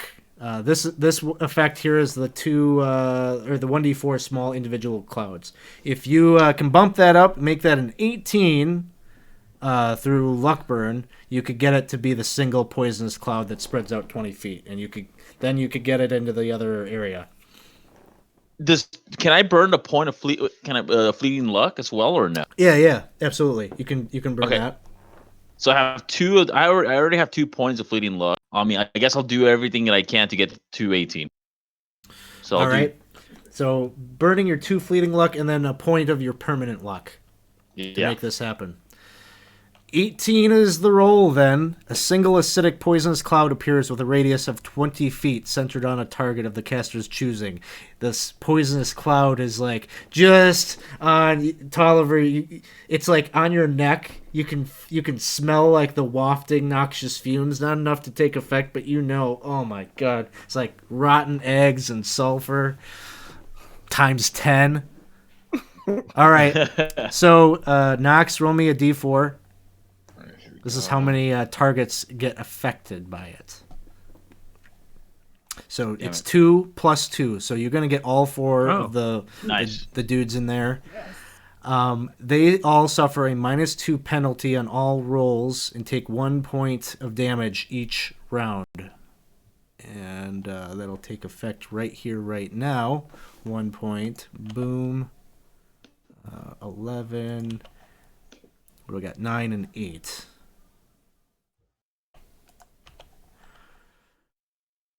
And then you can direct the cloud by concentrating and moving it. You can move it up to 50 feet per round at your command. Of course, if you start drawing it back towards you, got some collateral damage there. But this is a pretty good start. Awesome. So next up, Ergo, what are you doing? What do we got? So I still have hold on this guy, or it's gonna pretty much alleviate at the end of this? Yeah. I'm gonna just say, as long as you're concentrating on that, and you don't take too much damage, you can keep that effect going. You got him pinned. He's gonna at some point here. He's gonna start making some checks to try to wrest away from it, just like when you were in the rug. But he's just waking up from a dream. He hasn't figured out what the heck, So. For the time being, he's held. Just thinks it's sleep paralysis and just goes back to sleep. There's still 2 other folks in the bed, though, right? 3 other folks. 3, yeah. They're not in the beds anymore. They're scrambling. They're pulling their stuff out. They're grabbing their weapons and things like that they've tucked away. So they're up and animated. This is assuming that we retconned this and it was clarified before. But I feel like the meat cleaver that went into my body would then be a part of my personal treasure. Yeah, I don't know. You never told me you were pulling it out. You've just been running around with a meat cleaver in your chest. Yeah, you got that. I will do exactly as the chef taught me to do, and I'm just going to see if I could just huck it at one of the people in the bed. Yeah. One of the, I don't know. If I'm holding the one on the left, I'll probably throw it to the one that's closest on the Okay, yeah, sure. Roll a d20, and we'll consider it's a thrown weapon, so agility plus your agility. Okay. Oh my god, you guys. That was another 20. You got a crit? So that's 21, yes. You got a crit? All right. What's your crit table? Crit table 1? 2. 2. Roll And that's a me. D10. Yes. I had this one. Yeah, I heard it. that was a 3. You rolled a 3. Yeah. All right. It's a clean strike to the back. An extra 2d6 damage. So roll your normal damage and then add 2d6 into the mix. This cleaver goes right into the spine of this guard that's just trying to grab his sword to get into the fray. So 2d6. What's the normal damage for the cleaver? What did I say? I just made something up. D3, I think, is what I said. Oh, okay. So. Oof. Okay, so the cleaver did 1 damage, but then it's 2d6. And do I get backstab for? I don't think you. I mean, kind of because. It's literally you already critted. You already critted, so there's no further benefit. Oh, that's 11 altogether. Okay, well, yeah, he goes down. He's back in the bed. A little bit more uncomfortable position, but you got him. Oh. All right. Fun. All right, the Ava Morency wizard is boom at the end of the corridor, and I think who do I have there? I've got 2. It's just me. Is it? I think is Nox. Is it Nox and Ergo both? Nox went into the room. Oh, you're in the room. Yeah. Okay. All right. Ergo, we're gonna have some fun. Oh man. So, oh my god. He, the wizard here, he has a spear in hand, but he's not. He just kind of plants that at his feet, and he's waving around in his left hand. He whips up a spell, and you can see this eldritch tendril just like manifest from his arm. His arm just elongates and whips down the hallway and tries to like knock you off your feet. I'm going to make a. Ooh, you know what? You got to make a reflex saving throw for me. Okay. Yeah, you're kind of good at these, so. Let's see. Oh, that's not bad. 16, 17, 18. 18. So this tendril comes shooting down the hallway, tries to like knock you. You jump rope and you leap up and over and get back on your feet. He seems like he's getting ready to cast another spell at you. He's just gonna keep barraging you, but for the moment you are safe. Bree, you're in the middle of the room. You had kind of like you were whipping your sword around in this like whirlwind attack, and you had just nicked this guy that's standing right next to you. Yeah, I'm gonna try to actually like hit him intentionally now. So You got a mighty deed that you want to whip up for us? yeah, I'm gonna try to. I mean, I just saw someone get chopped literally in half, and so I'm gonna try to, hit this. Okay, so yeah, that 15, that'll hit. Go ahead and throw the deed die in there. Okay, no mighty deed, but it's a hit. So you can roll some damage. What do you got? The battle axe is a d10 plus 2, plus the 1 from the deed die, so that's going to be a total of 7 points of damage. Whew. Guardsman number 3 goes down. All right. It may be possible. I don't know. I wasn't feeling good for you guys for a moment there, but I think you're turning the tide. All right. So these 4 jokers are coughing in the background, and they've been hoodwinked. They've been fooled by this Tolliver. So they come. First one comes running out. He's got a short sword in hand. He's coughing, and he's just kind of like, he's swinging. He's got to take his -1. And what was It it? was One. -2, right? Oh, was it a -2? -2. Yes, yes, yes. He takes his point of damage.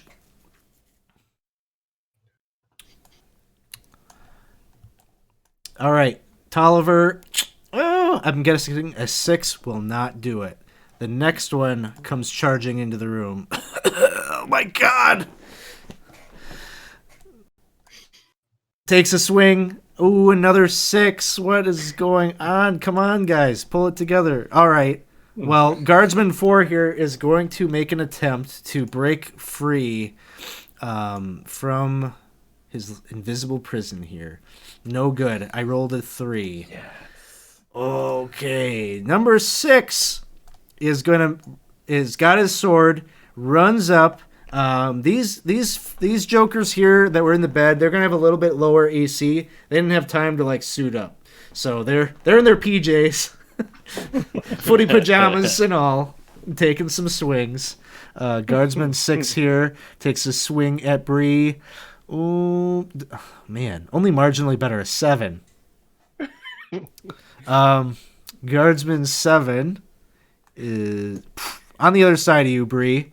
One of them will hit eventually. Nope, that's a 6. Not that one, no.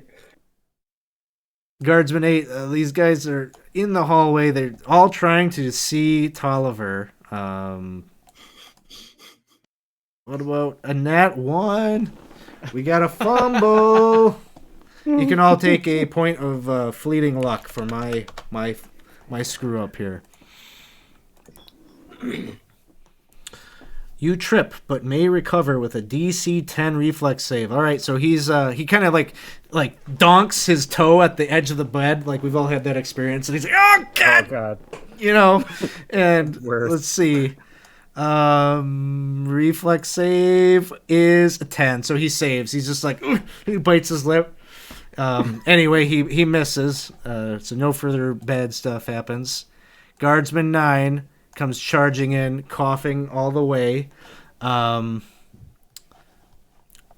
just putting these like tokens in relative position. They're all still in the cloud. They don't have enough movement to get out of the cloud, but takes a swing at Tolliver. And that is going to be a 9. Does 9 hit? I mean, it could. Probably not. No, definitely not. All right. So my zombie here comes towards the door and goes to grab it. And then there's like this booming voice in Ava Morency that lets out this warning. All unholy things shall not pass. And we will give him... I'm going to say a will save against that 17. So this is going to be very unlikely. He's got not a great will save. So no. So from the other side of Drixel, you can feel, you can feel the door like moving. He's on the other side, and then you hear the booming voice, and then you just hear like silence. Like he's not messing with this door any longer. All right, I am gonna go into this. Oh, I'm sorry. Right here. That was just his reaction. Your turn is coming up right after Tolliver. Okay. Tolliver. No, you're good. Tolliver, your turn. Yes. So explain DCC rules to me. If I try to run, do all 4 of these people hit? Like, can I break off, or is there like engagement rules? Yeah, there kind of is. If you're engaged, like they can take a swipe at you if you move away. In this particular situation, absolutely, because they're all like trained attention on you, and Makes you've got a sense. lot of heat. All right. So I'm gonna be like, I'm sorry, I don't want to do this. I really don't, and I'm just gonna slash out with my dagger to Guardsman 8. Okay. I missed it. Did he tripped, right? He did, but he recovered. So nothing Oh, bad he happened did to him. recover. Yeah. Okay, cool. I'm just gonna slash out at him, and see if I can hit him with the dagger. Oh yeah. Definitely hit. Can you cheat into a crit with I guess not. No, you can't. Yeah. That'd be Has cool to, though. has to be a natural. Yeah, that makes sense. Okay. So here's my little piddly dagger damage. It's 0. All right. No, you get a point. You know, I always give a point. So guardsman 8. Okay. And I'm like, oh, it's harder when they're facing you. A Drixel. So your turn. You're gonna scoot. I am going to move into this room here, which I believe connects to the Eldritch Fire room because we saw it from the other corridor. Oh yeah, absolutely. Yeah, you make your way in there. The Eldritch Fire is still ablaze, and you can see his workstation there off to kind of straight ahead as you're coming into the room. Just vials and all sorts of liquids and things like that. I'm going to inspect the workstation and see if I can find any kind of voodoo doll or anything like that.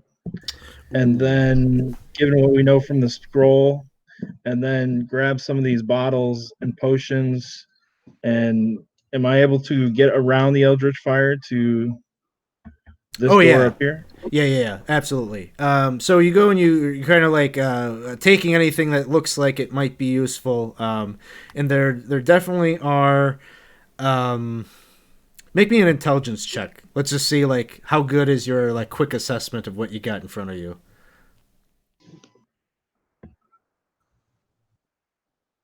I'm gonna use no, I'll be all right. You're just not sure. Maybe it's like, just take it all because open up a bag. So you got all sorts of different vials. Some of them glow. Some of them are an eerie red. Some of them have powder in them. All sorts of different components and things like that. So you just kind of take it all. You were looking for maybe like some kind of like a doll. Yeah, you don't see anything quite like that. Okay. But yeah, so you've got all this stuff, and you've bought yourself some time with your clever use of your runic alphabet spell. So awesome. What do we got next? Nox. Okay, so right now so all the guys around, they in the cloud or out of the cloud? Probably only one person's out of the cloud. Yeah, well, sorry. I just moved that token there just to kind of like show relation. They're all still in the cloud. Okay. I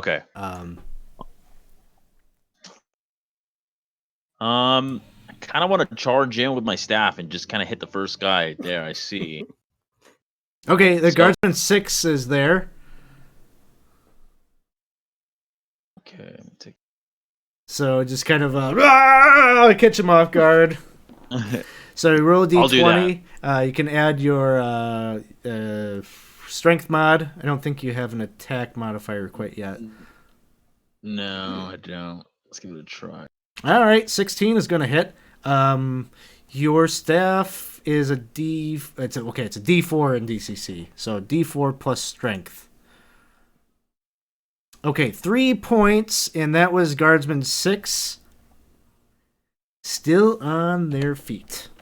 But damn it. Dong, your staff kind of reverberates, and you can see a big welt forming in his temple. Ergo, it is your turn. I see the wizard with the weird tentacle thing, and I look at him and I say, "One moment, please. I'm gonna go through the door and try and close it." Sure. Yeah. You close the door. Would I take up the full action, or would I be able to try and pull one of the beds? The closing of the door won't be an action, but the pulling of the bed definitely will be. This isn't a matter of can you pull the bed. It's a matter of speed. It's kind of the same situation that Drixel was in. Strength check. Okay. Which is funny, because I definitely have a -1. That's an 11. An 11? Okay. So you go and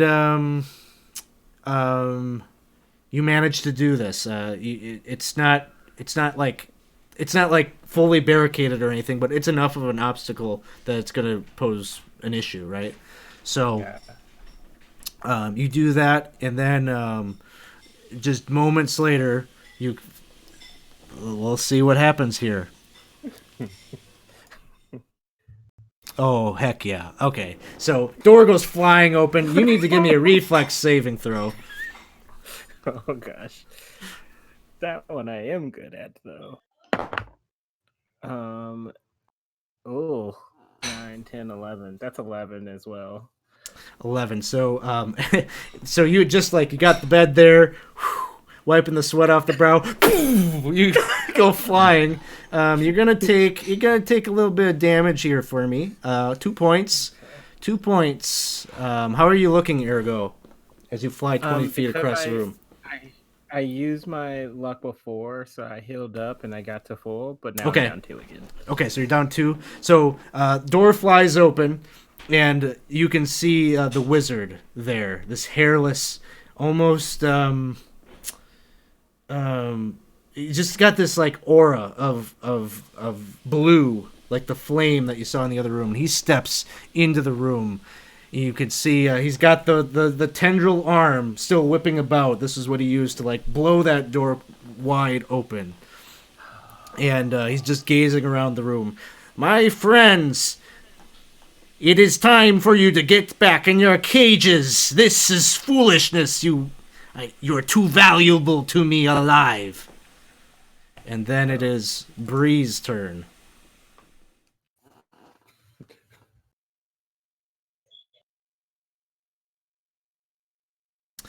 I think you're muted. Oh, you're muted. Sorry, there was some kid craziness a second ago.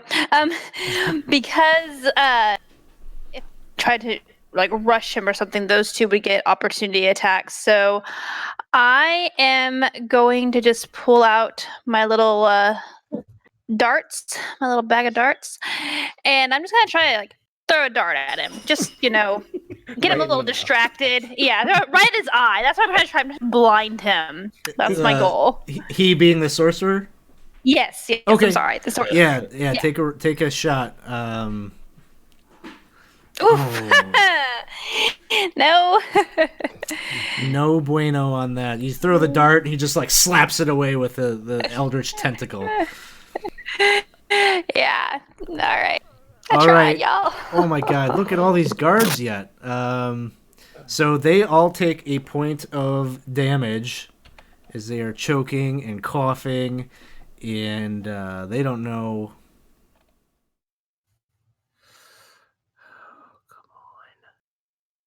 Let me see. I gotta assign all this damage. So I got 10, I got 8, and then I got 11 and 9.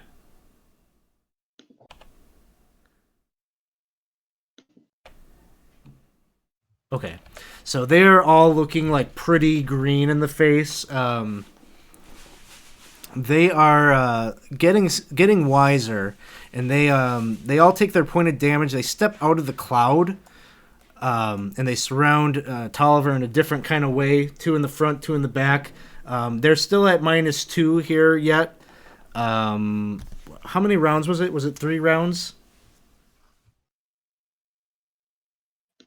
I don't know. Yeah, I don't remember. The chat. Hold on. If we go scroll up, it should say. Let's see. So they're gonna take some swings at Tolliver, who's in a tough spot here. A 3. How about an 11? Nope. No good. We got a 20 on the roll. This is gonna be a D6. 2 points damage. Another nat 1. So unfair. You all can take a point of fleeting luck. I should just keep this fumble table up because it's been that kind of day. All right. You inadvertently swing at one randomly determined ally within range. All right. So swing happens, and unfortunately, it misses. Fortunately, unfortunately, depends on who you are.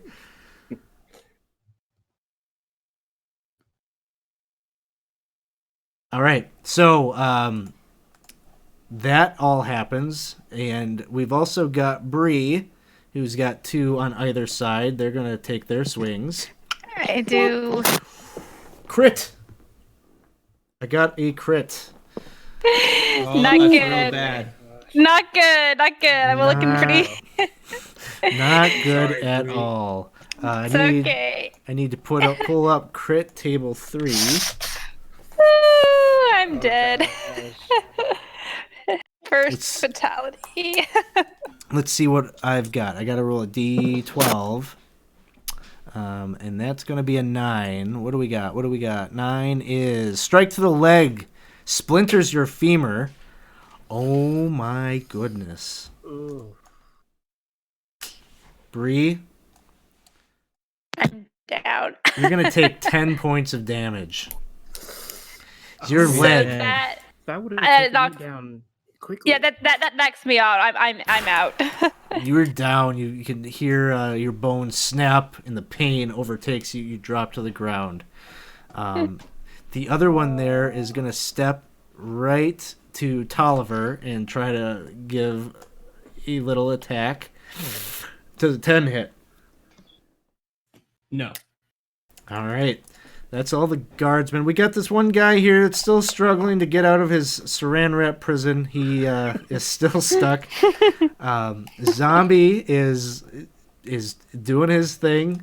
Tolliver, it is your turn. All right. So before I do anything, can you explain the unconscious/dead rules for DCC? Or for Lankhmar, it's a little different, right? So, after the battle is over, we can roll this body over, and there is a chance can do a luck check to see if they actually are dead. Kind of like, when Frodo was wearing the mithril armor, he would have succeeded on that check. He wasn't actually dead. Everyone thought he was dead, but he was still up. Okay. Otherwise, All right. Which guard looks in worst wear? Is it guard 9? Or would I have a sense? The worst. I mean, wear. they all look pretty bad. They've all got damage on them. All right. So take your pick. I'll take guard 10. I'm just gonna slash out with my dagger. Oh no. It's a miss. That's a wah wah. Yeah, it's bad. Drixel, it is your turn.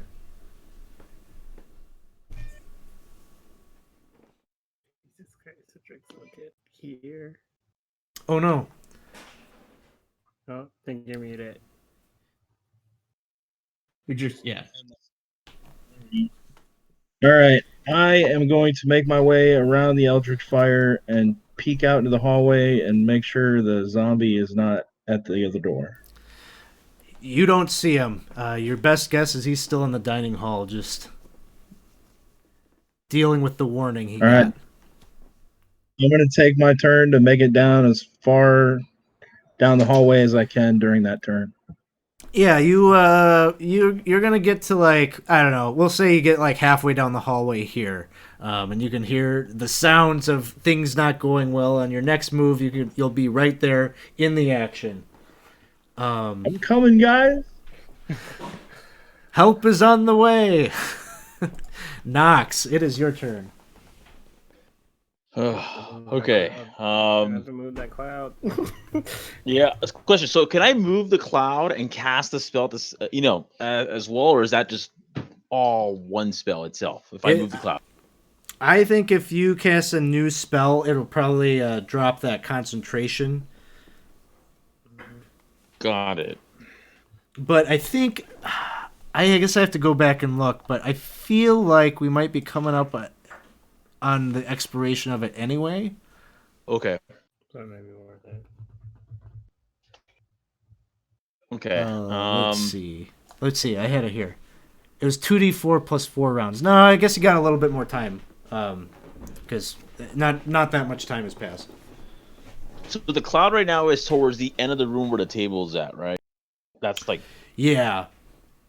And I guess half of the guys that are down south of Tolliver are not. Yeah, if you were gonna move this cloud, for sure Tolliver would end up in it. It's Okay. such a big. It's like a 20-foot radius, so it was only barely not getting him before. Can I cast a spell and then move the cloud, or no?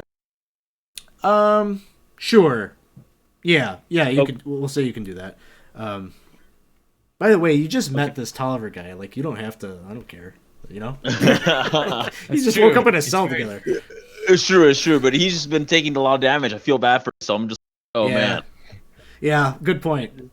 So, what Alright. spell are you thinking?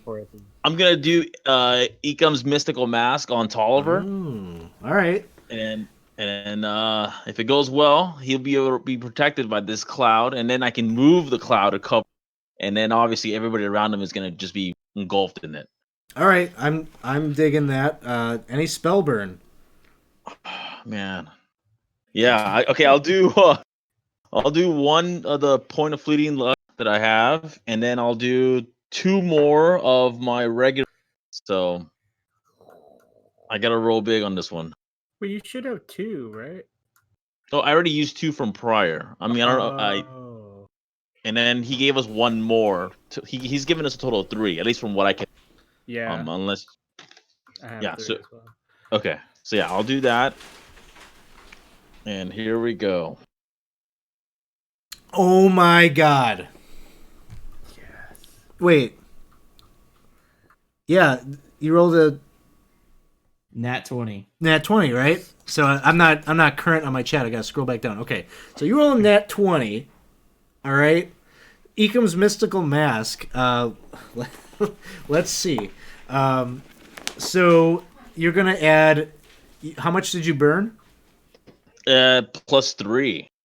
Okay, so by default we got 23 plus your level is 24 plus what's your intelligence modifier? Intelligence modifier is at here. I'm sorry, 1 second. Plus 1. So we're at 25, right? Yeah. Okay. So you ready for this? The mask. Any more? Was there any other spell burn or anything more in there? No, that's all I got right now. That's the number. Base spell check is plus 2, but I'm sure you got that Yeah. in. Yep. Okay. So the mask protects the caster against physical attacks, granting him a +4 bonus to AC while the spell is in effect. In addition, the caster enjoys a +2 bonus to all saving throws for the duration of the spell. The caster's face appears in case. I mean, it's. I'll let you cast it on Tolliver. That's cool. I just realized that. Never mind. So you see this mask. So +4 to the AC Tolliver, and +2 Very bonus to nice. saving throws. Very nice. And then, okay, awesome. So then what I'll do after is I'll move the cloud to just engulf everything around. All right. So using I guess Tolliver. Give me what was it? It was a fortitude saving throw. So it was fortitude saving throw with this new bonus in play. Oh my God! All right. So he rolls a 20. You both y'all, Tolliver and Knox, you two, you take fleeting luck. Yes. And this mask, it's doing its job. It's protecting you from this noxious. It's your gas mask, so it's protecting you quite well. Nothing bad happens. It's going to protect you for this duration. You're in the cloud, no problems. You can see through this mask. The penalties to sight and things like that don't apply. Very well done. Yes, Knox. Knox coming in clutch. Ergo, it is your turn. That saran wrap is working perfectly. Folks, when you go to the nearest store, please get yourself some saran wrap. It will protect you from everything.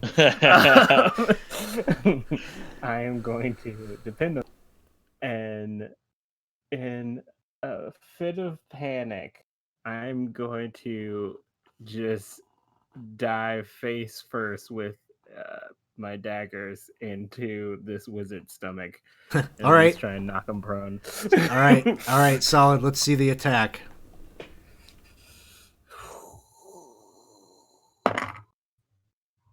Yes, that is a 17.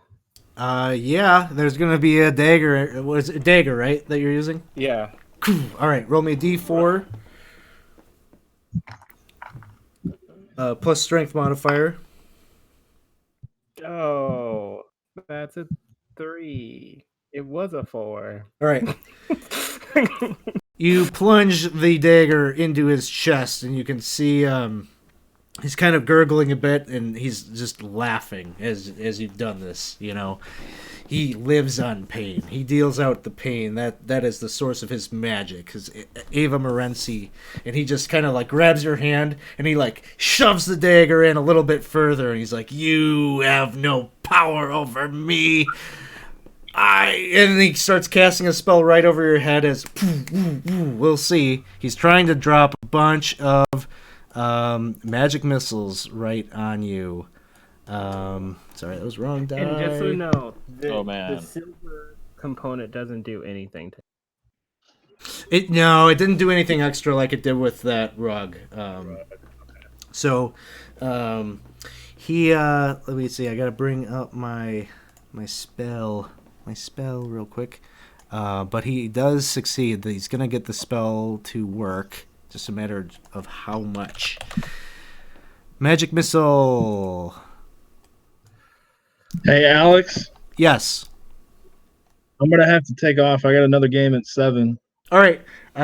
No worries. Are you using Discord for your next one? That's all right. We'll figure it out here. So I'll keep it up, but I gotta jump on. Let's see what he's using. yeah, if you can mute it and just like yeah. keep it on, then it won't like mess up my overlay. We'll be wrapping up here in about 10 minutes. So if you can keep it up, that'd be great. Okay. All right. Cool. Thank you. Thanks for playing. It was a lot of fun. Hope you had fun. Thank you. for Yeah, hosting. thanks. Let's see. You end up so magic missile comes flying down on your head. Ergo, you end up taking just 3 points of damage. It didn't manifest all that much, but little knock on the noggin. Bree, it is your turn. Oh, and with the damage thing, does that get rid of this? Well, I do like a saving throw or something? Sorry. Oh yeah, you're down. I'm sorry. I'm No. down, yeah. You've got options after the fight is concluded. Okay. Let's see. Guardsman 10, it is your turn. That's me. He's going to take another point of damage from the cloud. Oh no. All right. We're just going to have to deal with it here, folks. Thanks for watching. We're pressing up against the time. We got a player that had to pop out, so that's why our overlay is now going to be a little off. But these guys are all around Tolliver and going to take a swing. First one is going to miss. They're all at a negative modifier. Ooh, but this one's got a 17 to hit Tolliver. Because I've got. Oh, I've yeah, got that's the right. mask. You got the mask. I'm at Awesome. 18. Guardsmen 11 and 9 are also boom. And unless I get a crit, I feel like that's maybe the only thing I got. So they're all just ganging up. Guardsman 6 is going to go to find you, Knox, and take a swing. Oh, goddamn. Rolls a 5 and will miss. Yes. Okay, Tolliver, it's your turn. All right, so when I'm in this mask, am I able to like move or take attacks or anything like that? Yeah, you can wear it. Okay. Can I? So I'm gonna try to move to get behind Guardsman 11 to do a sneak attack or a backstab. Will they all get? I mean, I just try to make sure I understand the situation. Will they be able to see what's going on in the smoke, or am I going to be able to like slip through? You could slip do through. like I did. Yeah, you could. In this situation now, I think with the mask, you'd be able to slip through. Okay. So I'm gonna do an attack on this guard, and that's 10 base. I don't remember. Do I get any advantages on the cloud, or do they have any failure or anything like that? If not, I'll do a fleeting luck. Yeah, you need on this particular one, you'd need a 12. Okay, I'll burn a point of fleeting luck, and I think as a rogue, it's a D3. Is that right? Yes. Okay, so let's roll the D3. So that's Boom. a 13. Yep, that'll hit. All right, I'm hoping this will be it for this guy. Yeah. 7. He's dead. Okay. So I just kind of run out and just stab him, and then I'm going to tuck to this corner right here and get ready for the next. That's my turn. Awesome. Good one, Nox. Next up, we've got. Actually, you know what, Alex? Can I back that up and go back into the center? Sure. Okay. Nox. I turn to go to the corner and I realize, like, hey, I have this extra bonus. I'm like, never mind, and I'll run back in the center. Okay, sounds good. Nox, it is your turn. Okay. Let me take a look. Who is the closest guy to me? Probably that one that just took a swing to you, Guardsman 6. I'll swing at him back with the. Okay. Here we go.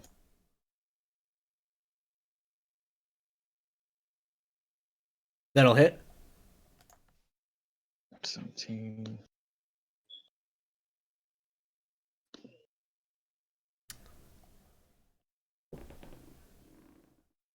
Okay. I can't hear you guys. You can't hear us? Alex, you're muted. Oh. Alex, you're muted. Okay. So, sorry, there's a couple of different messages I'm trying to comprehend. So I'm focused on you, Nox. What do you got? Oh, I'm gonna swing my staff at the guy who's closest to me. Try to swing him. Gotcha. Okay. Give a swing. AC 12. I rolled a 17 plus 2, and a 2 on a D4. Oh, okay. Gotcha. That was your damage. Okay. Guardsman 6 goes down. He only had 1 hit point left. Nice. All right, and then I'm getting a message from a Drixel. It's still in Fantasy Ground, so he ran up, and it's going to take a swing here. So I'll pop that in here. Longsword attack is a 19. It deals 7 points of damage. Oh man, from beyond the veil of communication, a Drixel comes charging up, stab through the back of this wizard. Sword comes. He had Ergo like done. Like we're gonna drop the death hammer on Ergo, and then out of nowhere, didn't realize a zombie servant was gonna be so easily fooled. Sword comes through, and the Ava Morency wizard drops dead. The guards, as they're choking, they're going to take another point of damage in this round, and they all have 1 hit point left because they've taken that many rounds now. Damn. So as they are looking out at their master, they're thinking about turning and fleeing, but it's too late. They've been in this mess for just too long. And they start dropping from the poison. And that's going to leave really just... there's our Bedridden man. the bedridden man. It's just like... maybe thankful for the fact that you kept him there prisoner. So... we are right at 7 o'clock. So here's what happens. You guys are going to start, Bree, do you have a point of fleeting luck? I have 3. So it's the end of the session. You can use that to gain a hit point Okay. after the conclusion of the battle. So good job. Cool. You're not dead. You get to live because you're in the next game. But as you guys are collecting yourselves, you're getting ready to leave. There's some stuff here. Ruga, he like was hiding under a bed the entire time. He invites you. He invites you to come to his shop sometime so that you can sell some of the stuff that you found down here. He's interested in that coin, some of the other antiquities that maybe Adrixel got. He would take a look at it and appraise. So he tells you where his shop is, down on the market street. And as you're having this conversation, suddenly you see from underneath the cloak of the wizard, a rat goes scurrying. This hairless rat goes scurrying out from like right between your legs, Tolliver, and makes his way to the door The rats. and leaves. And there's no body. The rats. There is no body of the wizard. I hold a tiny halberd in my hand. I told you, it's the rats. So here's a question really for Tolliver and Bree. Are you interested in seeing where the rat goes or not? Yes. Yeah. Some context for everyone else. The halberd that I got, I found with a rat. It's a rat-sized halberd. So it appears the rat was maybe using it, or someone had created it for the rat. And so I have this whole conspiracy that rats have taken over Lankhmar and are like going to attack. And so this is like absolutely I have to find out what happened to this rat. The rat was behind it. Alex There we Jones go. moment, basically. Deep backstory dump. Yeah. So that's going to conclude the session. Thanks everyone for playing. Tolliver and Bree, you're in my next one. So we'll pick up with what happens with you chasing this rat in that game. I have one thing I'd like to do. I'm going to walk up to Nox and I'm going to pull out half of the gold that was in my pocket and say, Nox, this is all the gold that I had. Take it. You saved my life. I won't forget it. I'll take the gold and everything. Immediately afterwards, you get Ergo standing up to you and be like, "So, you looking to hire an assistant?" So, very well done. Thanks, folks, for playing. I'm going to pull us offline here, and I want to group up with my players here and just chat for a little bit. But if you're watching, there's a part 2 to this. So come back at 8 o'clock, and we will be playing some more DCC Lankhmar, because we're going to be playing No Small Crimes in Lankhmar. Thanks everyone who cheered, everyone who followed the channel, all the people that subscribed. Please do get in touch with us and hang out with us in our Discord server. I'm popping that up in the 20 Sides chat here. If you're watching us on 20 Sides, go to the info section of our channel and click the Discord link if you're not able to pull up the chat. So, all right, cool. We'll see you in less than an hour.